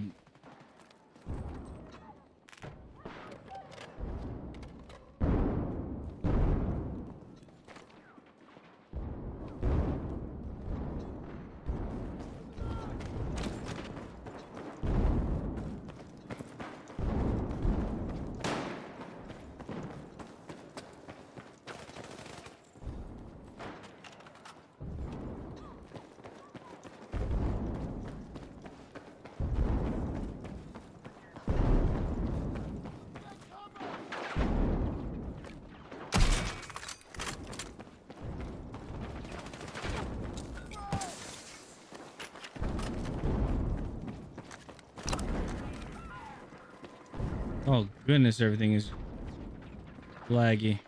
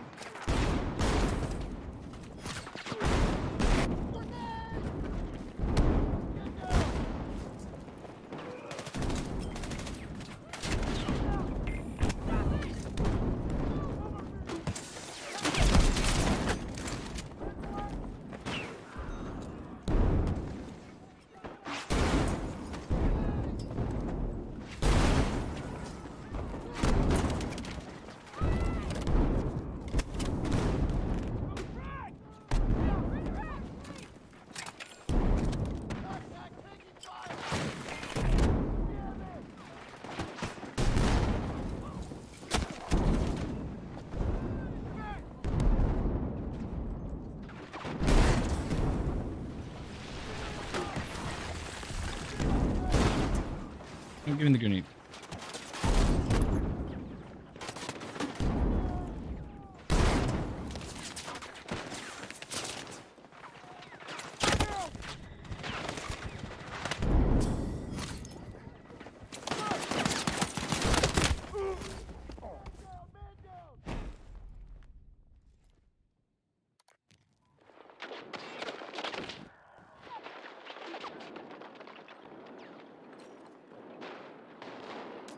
All right, let me get rid of this green laser.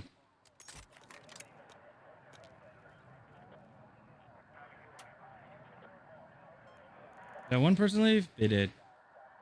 Okay. No, they're still here.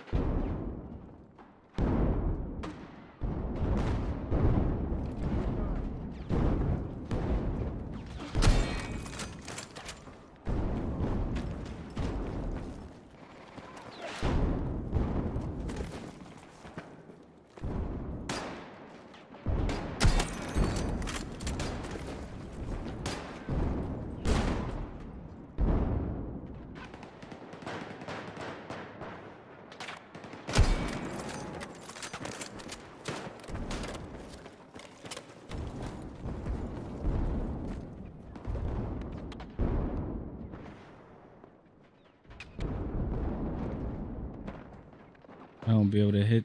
Yeah.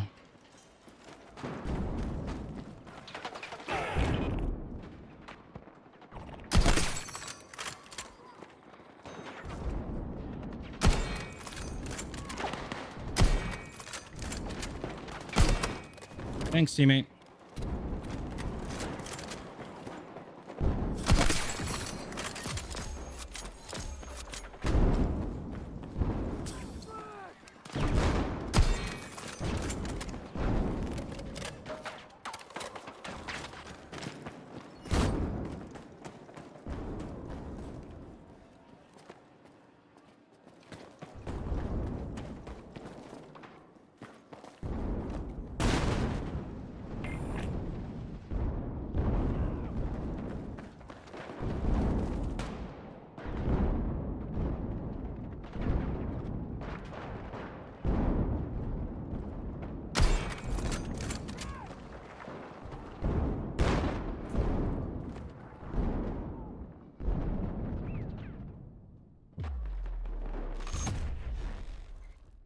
There's a leg.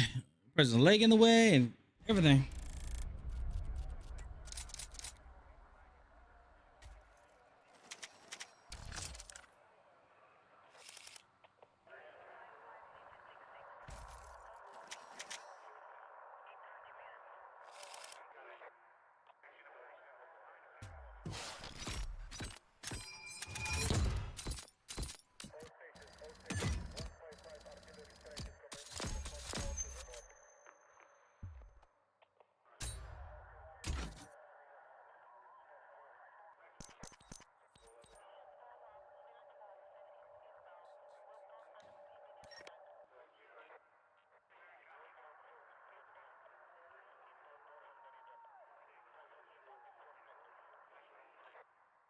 Oh, where am I at with 14? Not bad. I forgot where we were at when we played.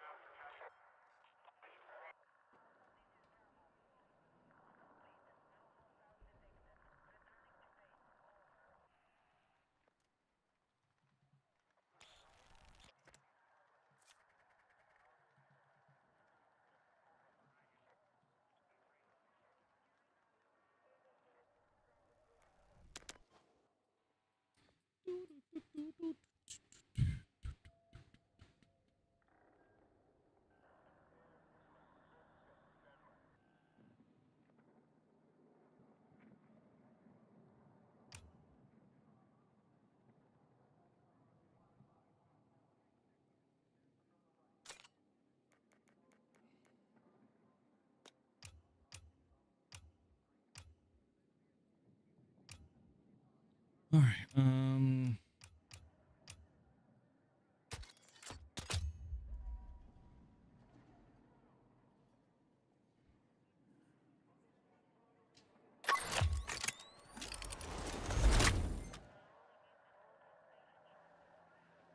Not going to be very useful, but you know, why not?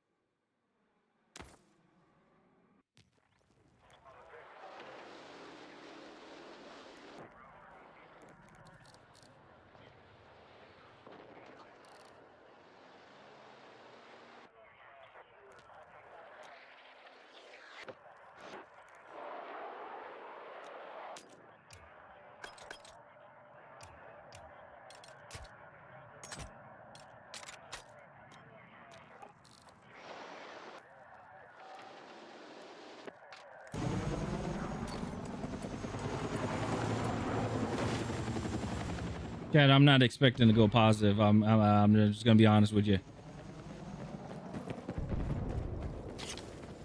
We're gonna get as many hit markers as we can with this gun. That is the goal.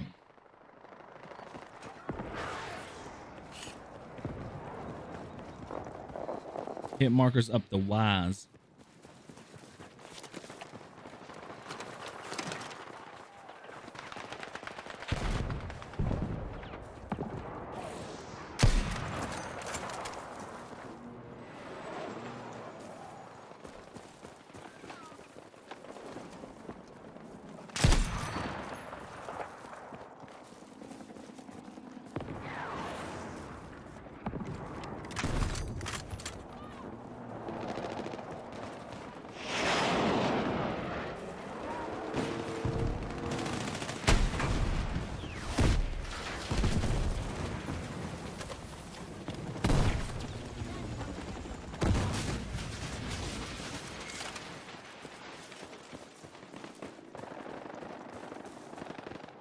Up on the hill?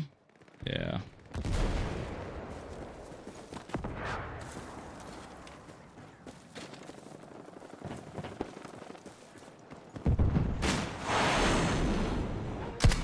On the hill? Again, no. Oh! Oh, whoa, whoa, whoa, whoa! I forgot I'm using this gun.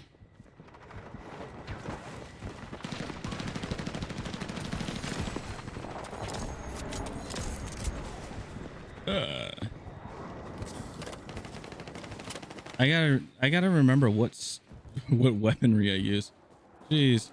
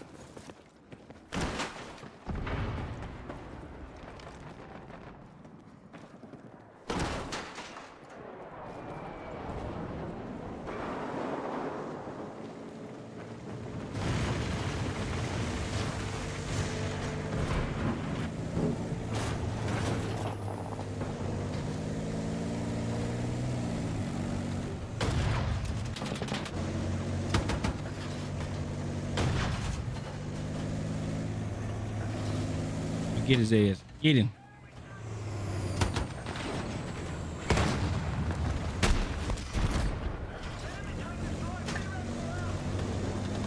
Oh, don't fall on now.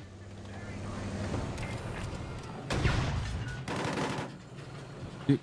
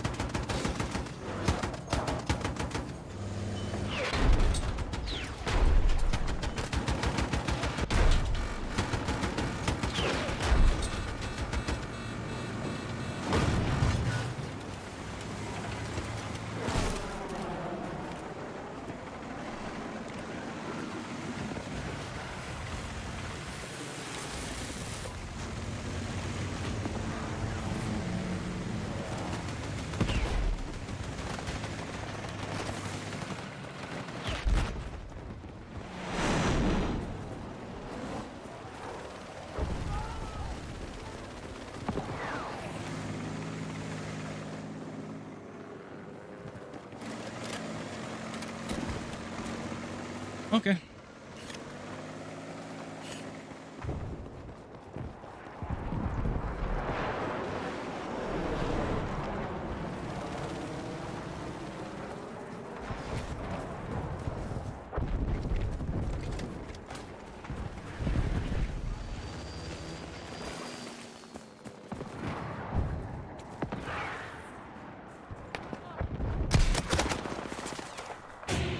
Ah. Hey, Sean. Sean, what's going on? What game mode is the best way to play in multiplayer? Just load it up and it's a bit confusing. It all depends what you want to do, if that makes sense. A simple attack, like a simple attack and defend.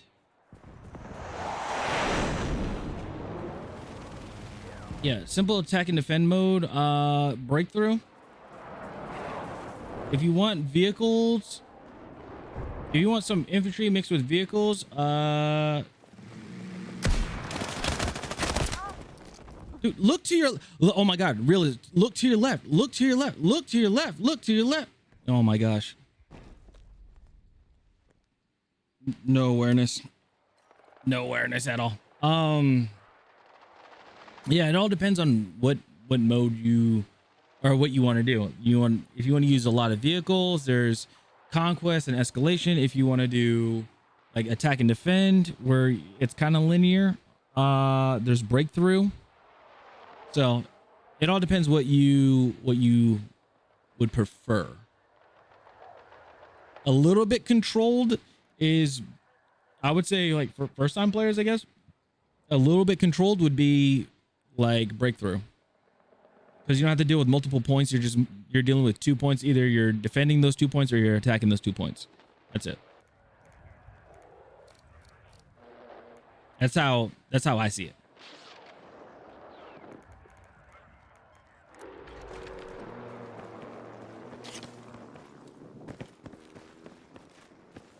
Oh damn, I didn't realize I only got the free version, so I don't get the main modes. Oh, yeah, if you're on, oh, so if you're playing, so you only the free mode, so you only have, I believe you only have red sec. Yeah, the red sec stuff. So you only have battle royale and then gauntlet, which, I mean, this gauntlet's not bad. It's it is the Top Gun Maverick, so if you want to like learn how to fly and do like dogfights and stuff, you totally can.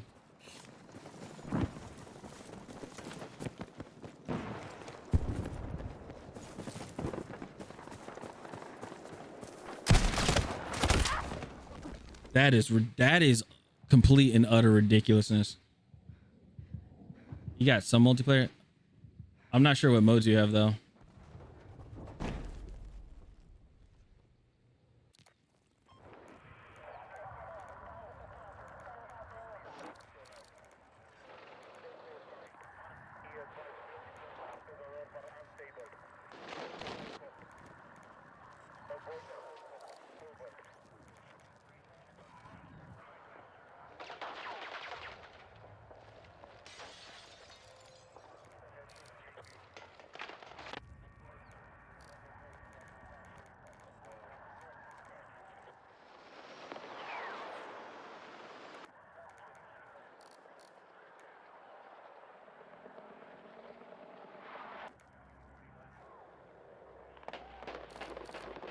Wait, did people start leaving or something?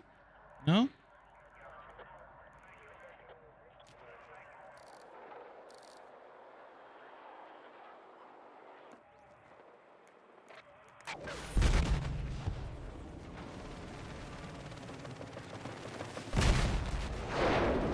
This definitely confused me. Oh yeah, this is why you don't want to. Well, they said they're keeping Carrier Strike for I think the duration of season 4. Downside to it. The downside to Carrier Strike is there's no spawn protection. Do I ever sleep? No. Honestly, I should. Like, I'm actually like I'm feeling it.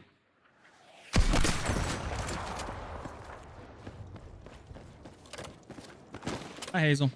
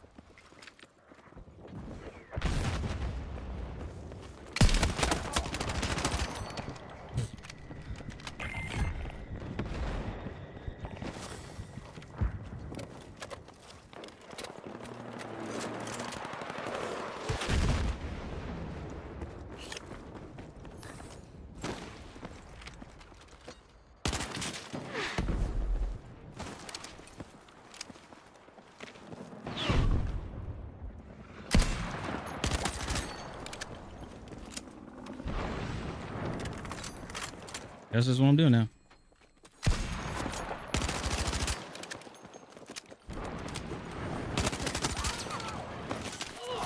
Stab it.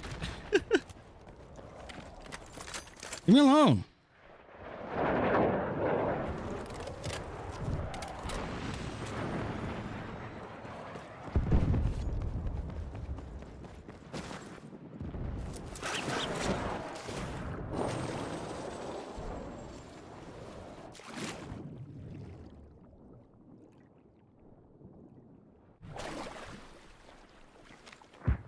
Can I? Nah.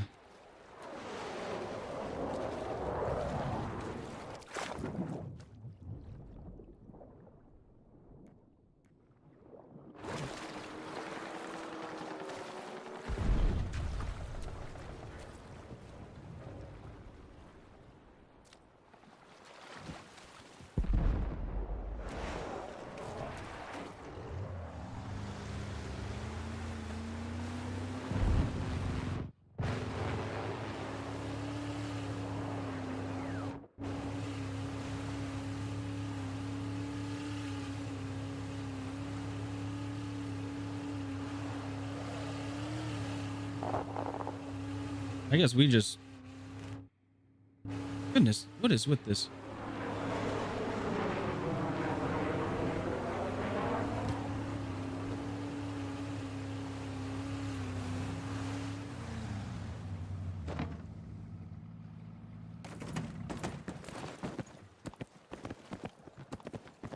Oh, come on. Come on. Spam, spam, spam, spam, spam, spam, spam, spam, spam, spam, spam. Spam jump, spam jump. You can do it. You can do it. I believe. Get me up there.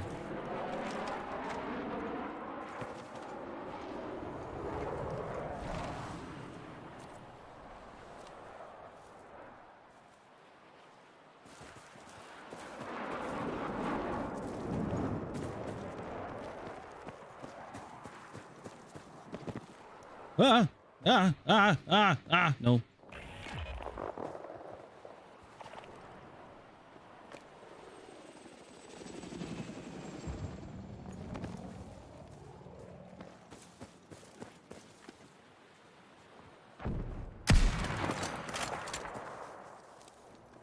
That'd be an insane shot if I actually hit that.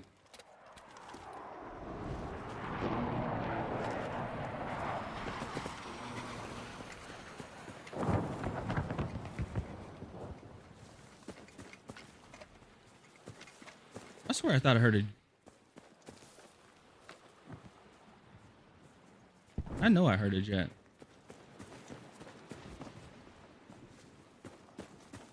Ooh, that was crazy. All right. Oh, my boat. Ah, my boat blew up. All right, actually, I'm gonna do this.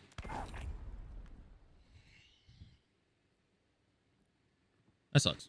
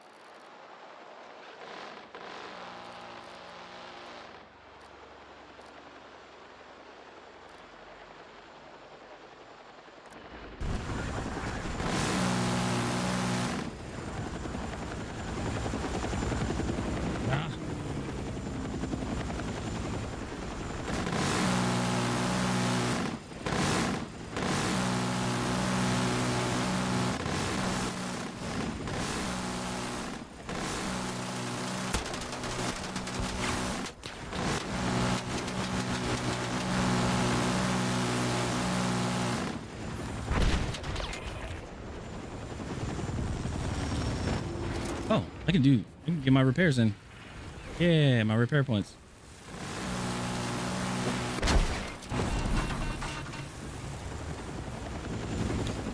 I reload. Reload. What? How do you do that?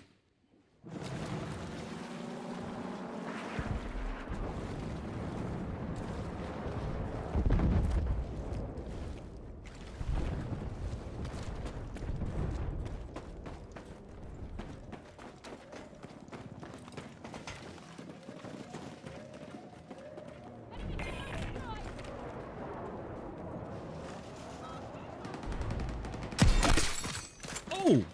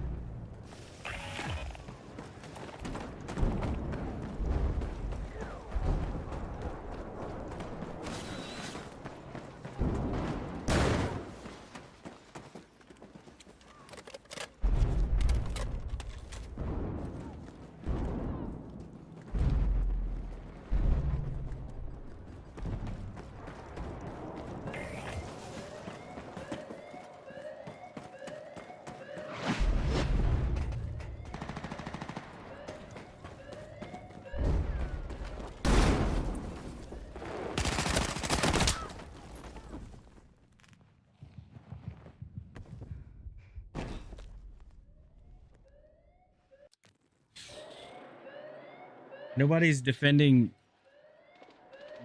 our boat. We lost.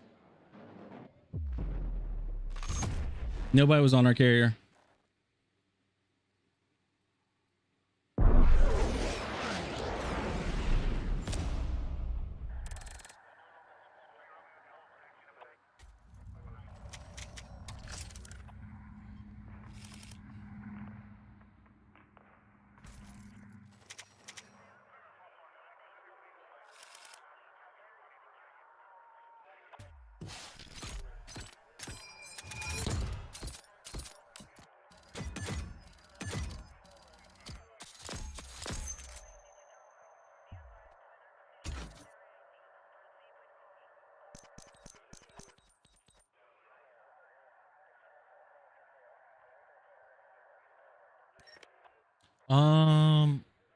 Where was I at when I?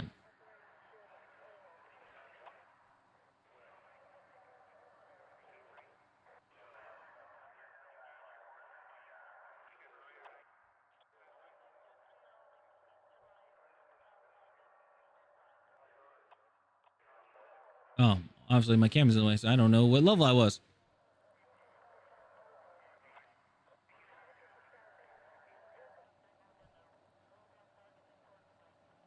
Gosh, dang it.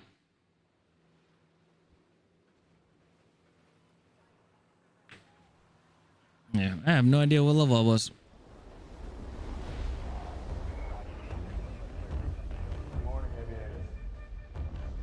Bow. Bow. Bow. Defense Force reported a Pax carrier off the southern island chain. Intelligence confirmed a fully armed carrier strike group defended by an advanced.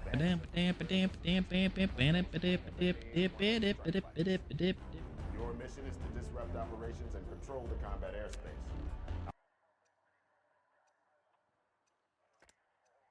What levels am I got? 15?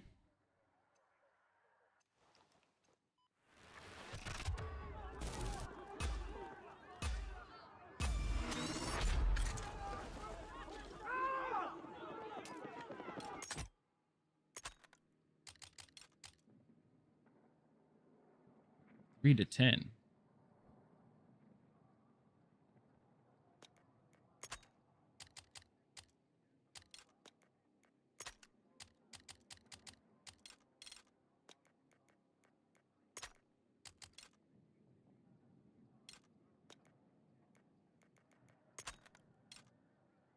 39.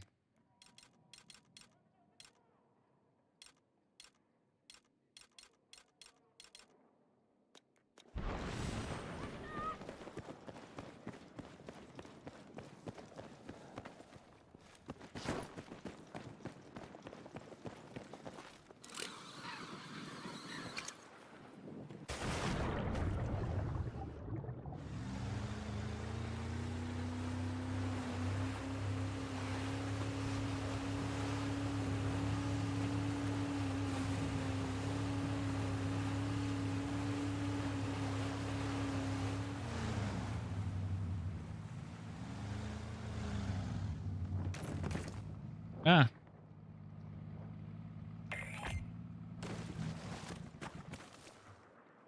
Wait a minute, hold on.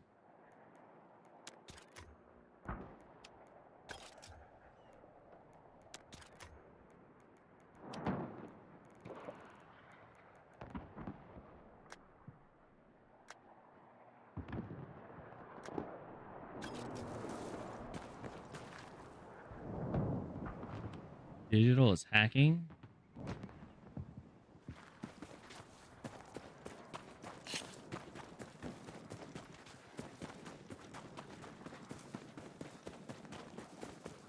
Well, I'm just gonna go to. We're gonna do some. I'm gonna go back to Hagentoll.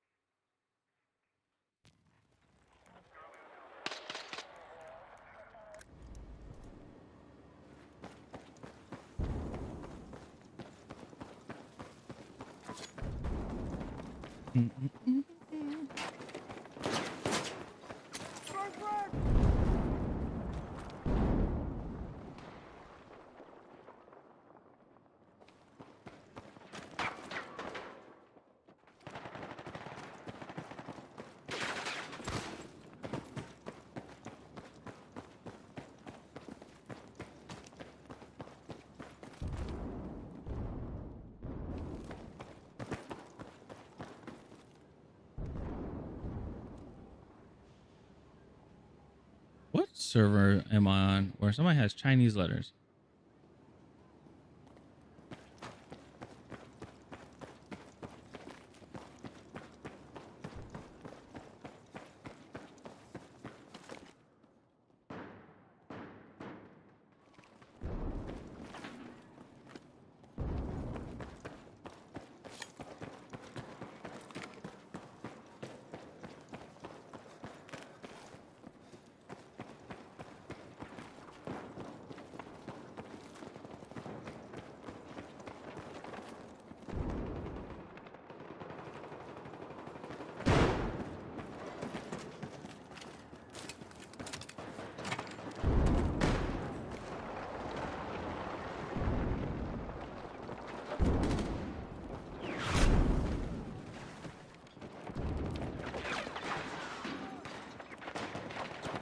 And we got bots.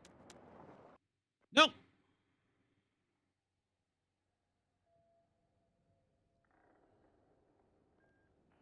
Not deal with that.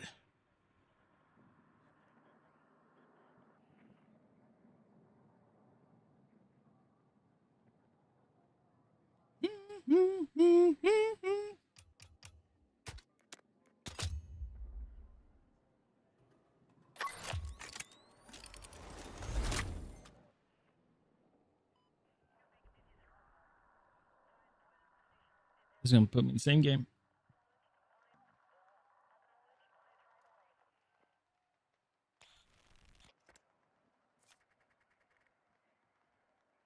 Yep.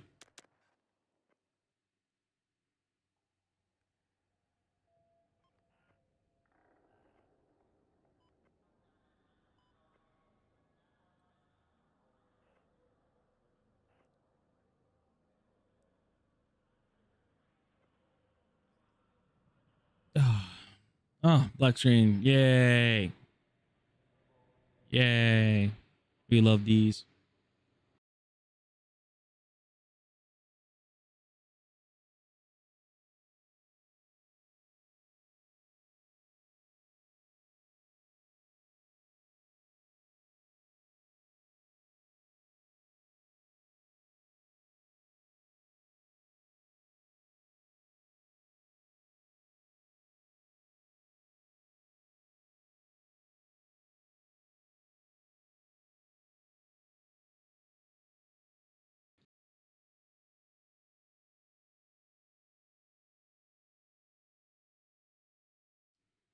I love when I switch myself over and all this happens.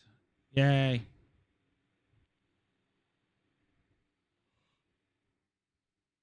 Oh, excuse me.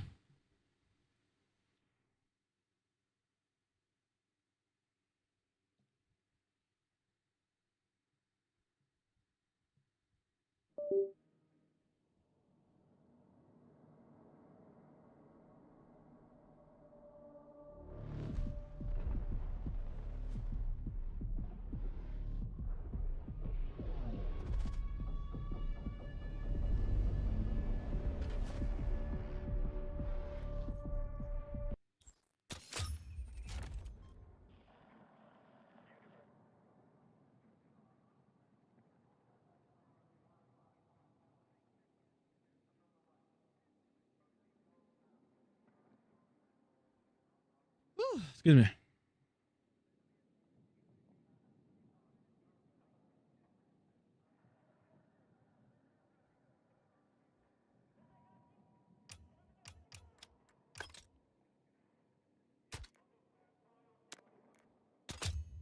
Getting tired. Oh.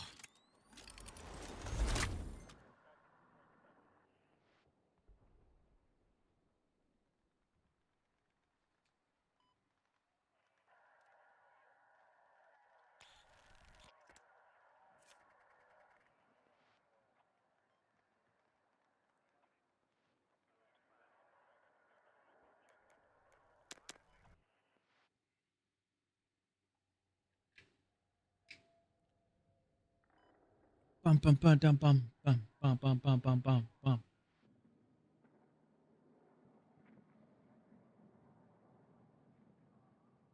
All right. So that's no.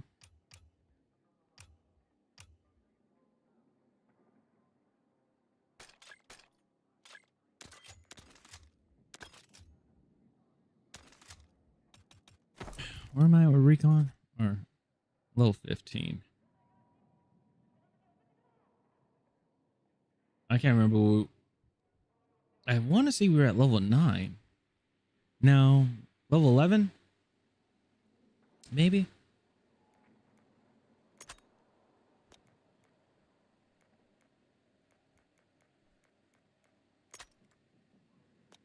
Doesn't help that my camera is in the way, so I can't see what level I am.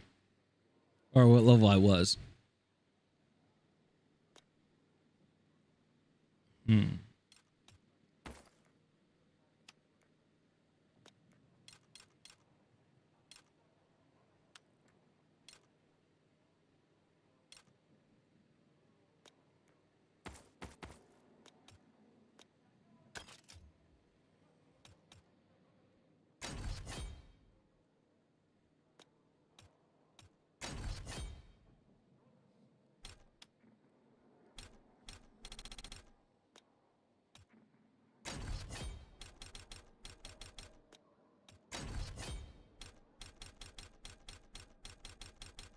Hmm.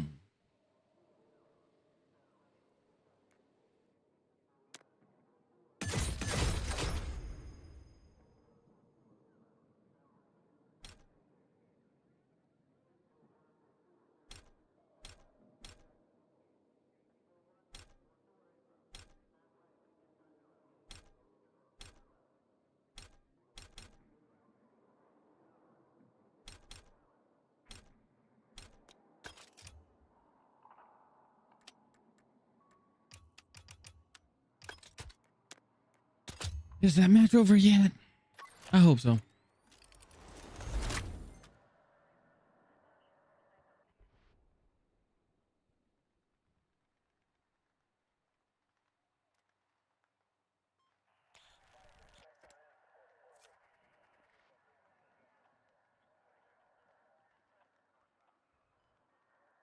Chat, not gonna lie, this might be an early one.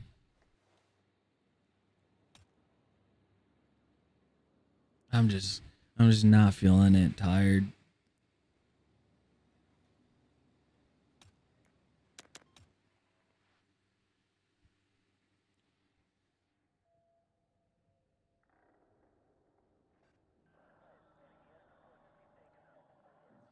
Boom, boom, boom, boom, boom, boom, boom, boom, boom, boom. Let's try one more.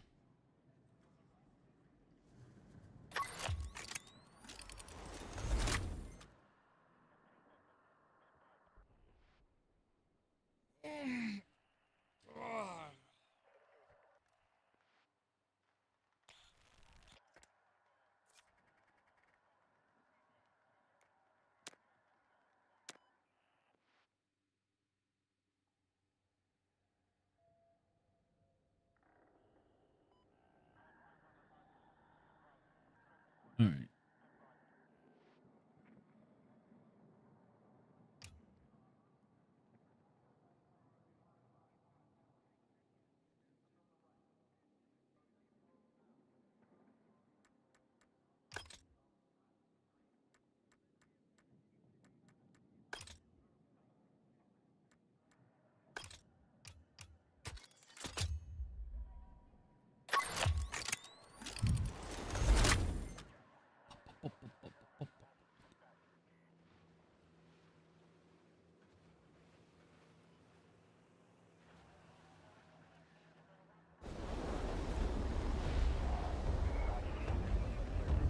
Good morning, aviators. 3 hours ago, the Japanese Maritime Self-Defense Force reported a Pax carrier off the southern island chain. Intelligence confirmed a fully... Oh, come on.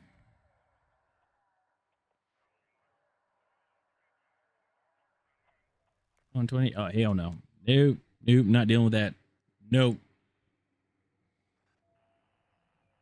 If there are people that join the game that have a constant high ping, I'm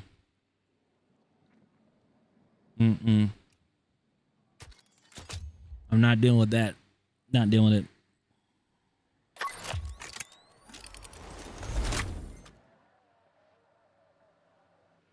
Because basically, they can kill you around the corner,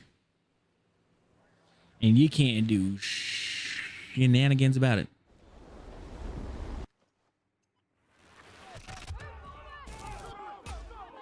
Bet you this is the same as that.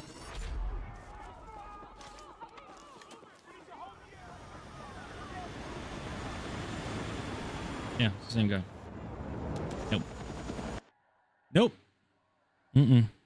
Not doing it. Not doing it.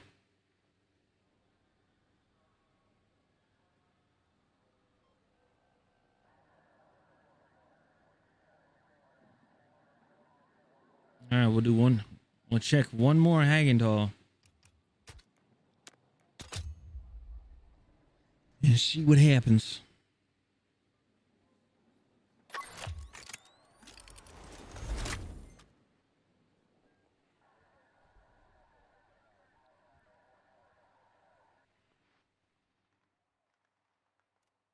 Woo. Excuse me.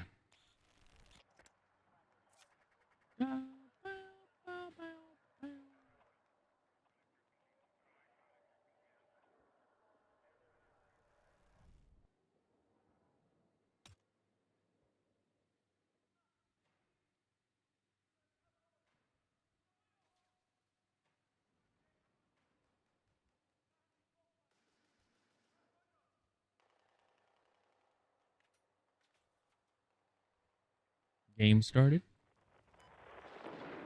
Oh, wow.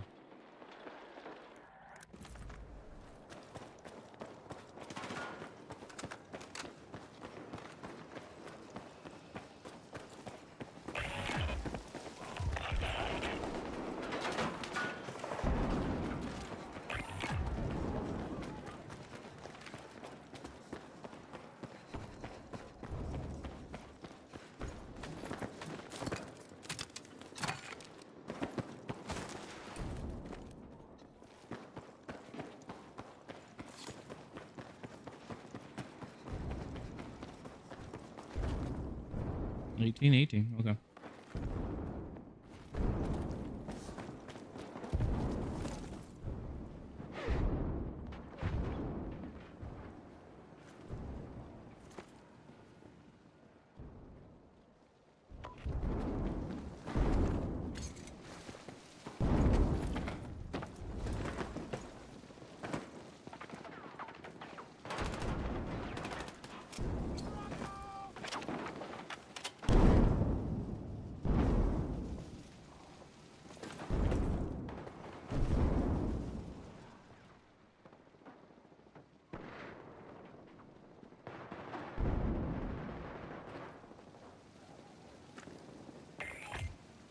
Don't know how this is gonna work out, but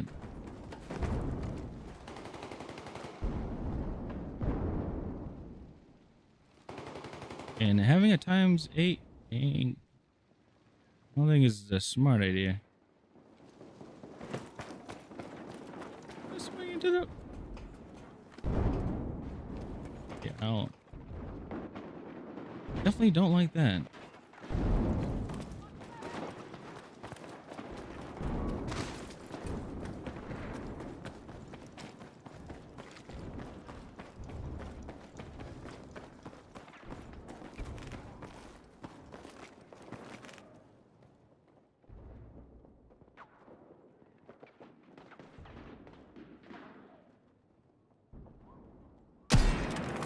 Oh my God.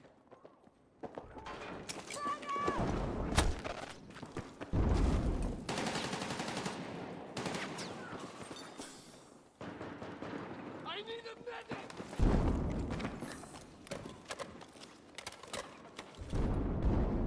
Need a medic!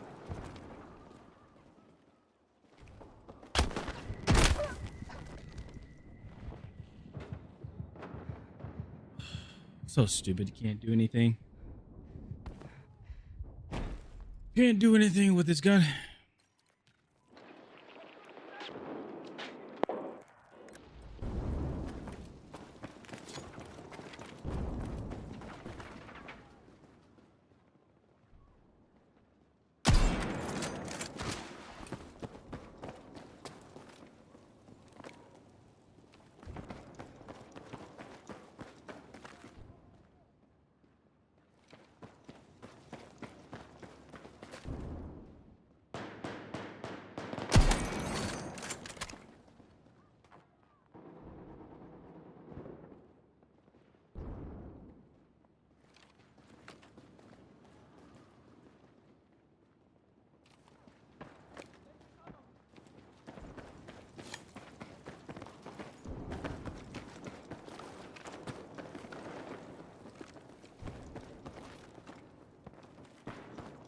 All right.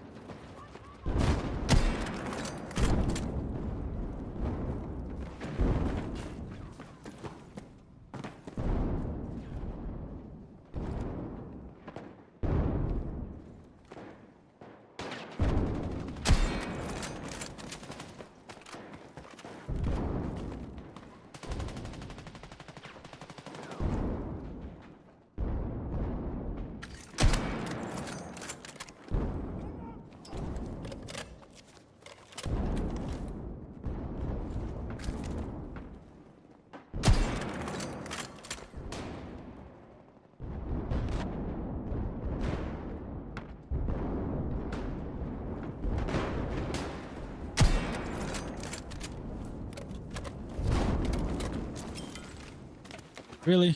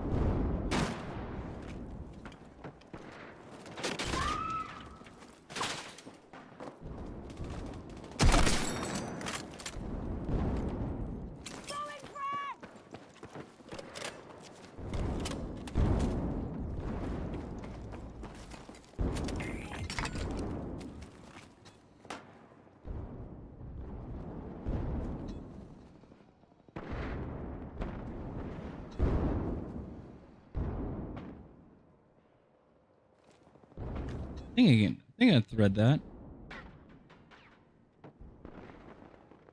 I just need somebody to pop up there to see if I can hit him.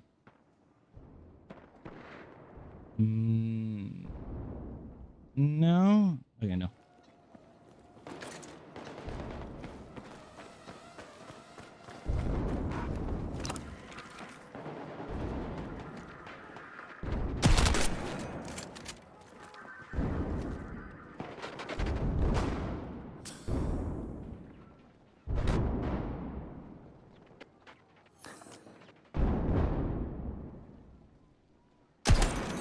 I think it's kind of dookie that like those rounds just do not land.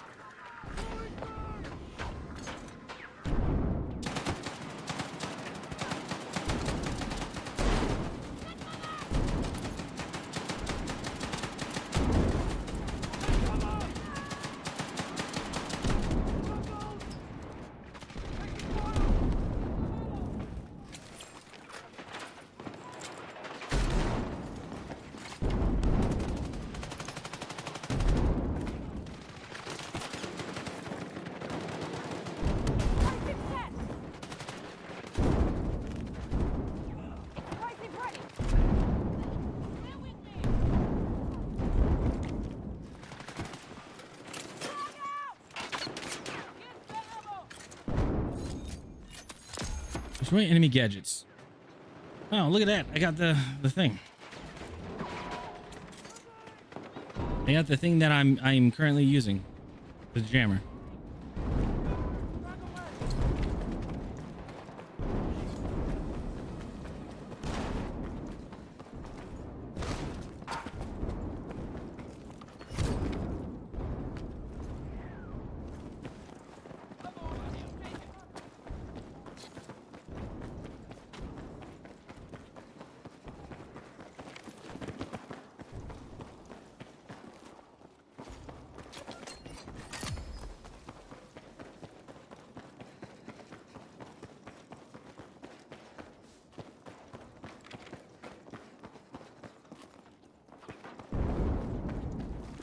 These are random embers, huh?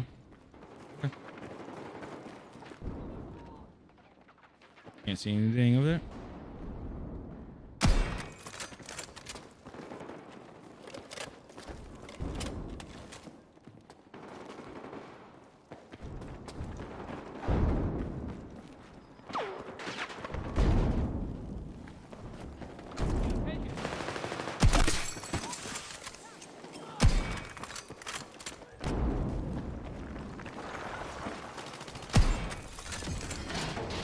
$16.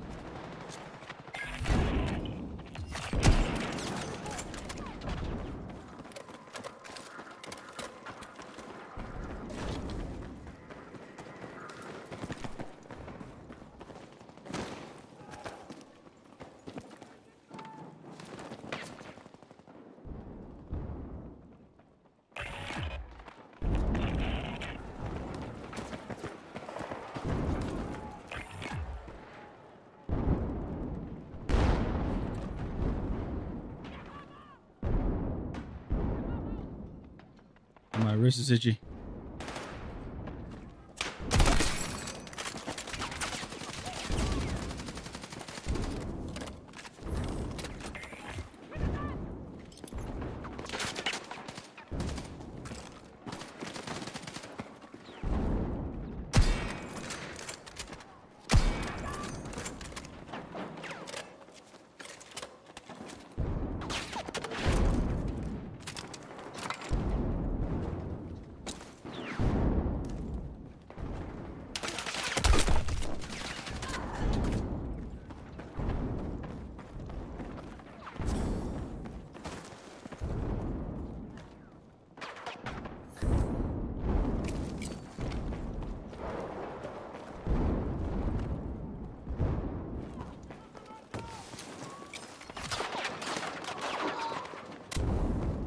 $20.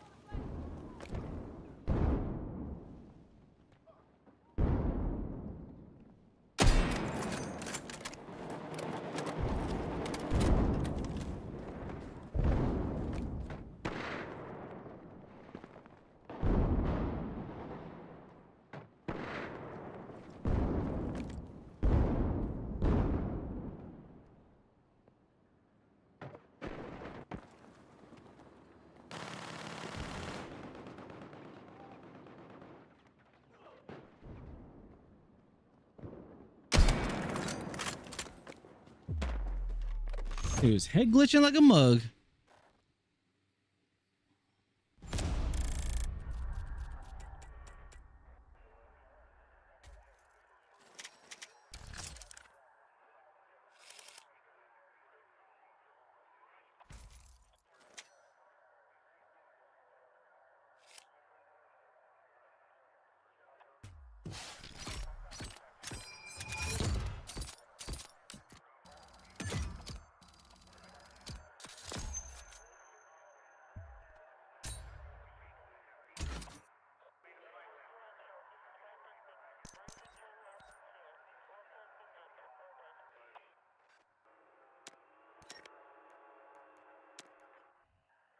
Alrighty.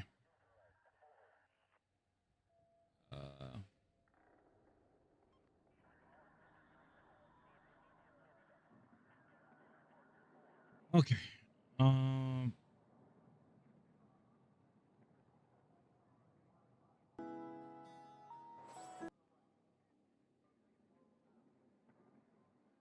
right, guys. I'm gonna call it there for the night. I'm like tired. Probably seen my eyes. I don't know, but I'm just like I'm super duper tired. Thank you guys so much for hanging out. I wish I can go on a little longer, but I can't. I'm really feeling out of it. But I'm gonna send you guys over to Bizzle. Bizzle's playing Project Zomboid. He'll probably be on for like another hour or so. So we'll go ahead and rate him. If you guys do like his content and everything, make sure to drop him a follow and everything. All right. I appreciate you guys. YouTube has been real. Thank you guys so much for hanging out. And yeah, we haven't had frame drops, so that was good. I'll see you guys later. Have a good one. Peace.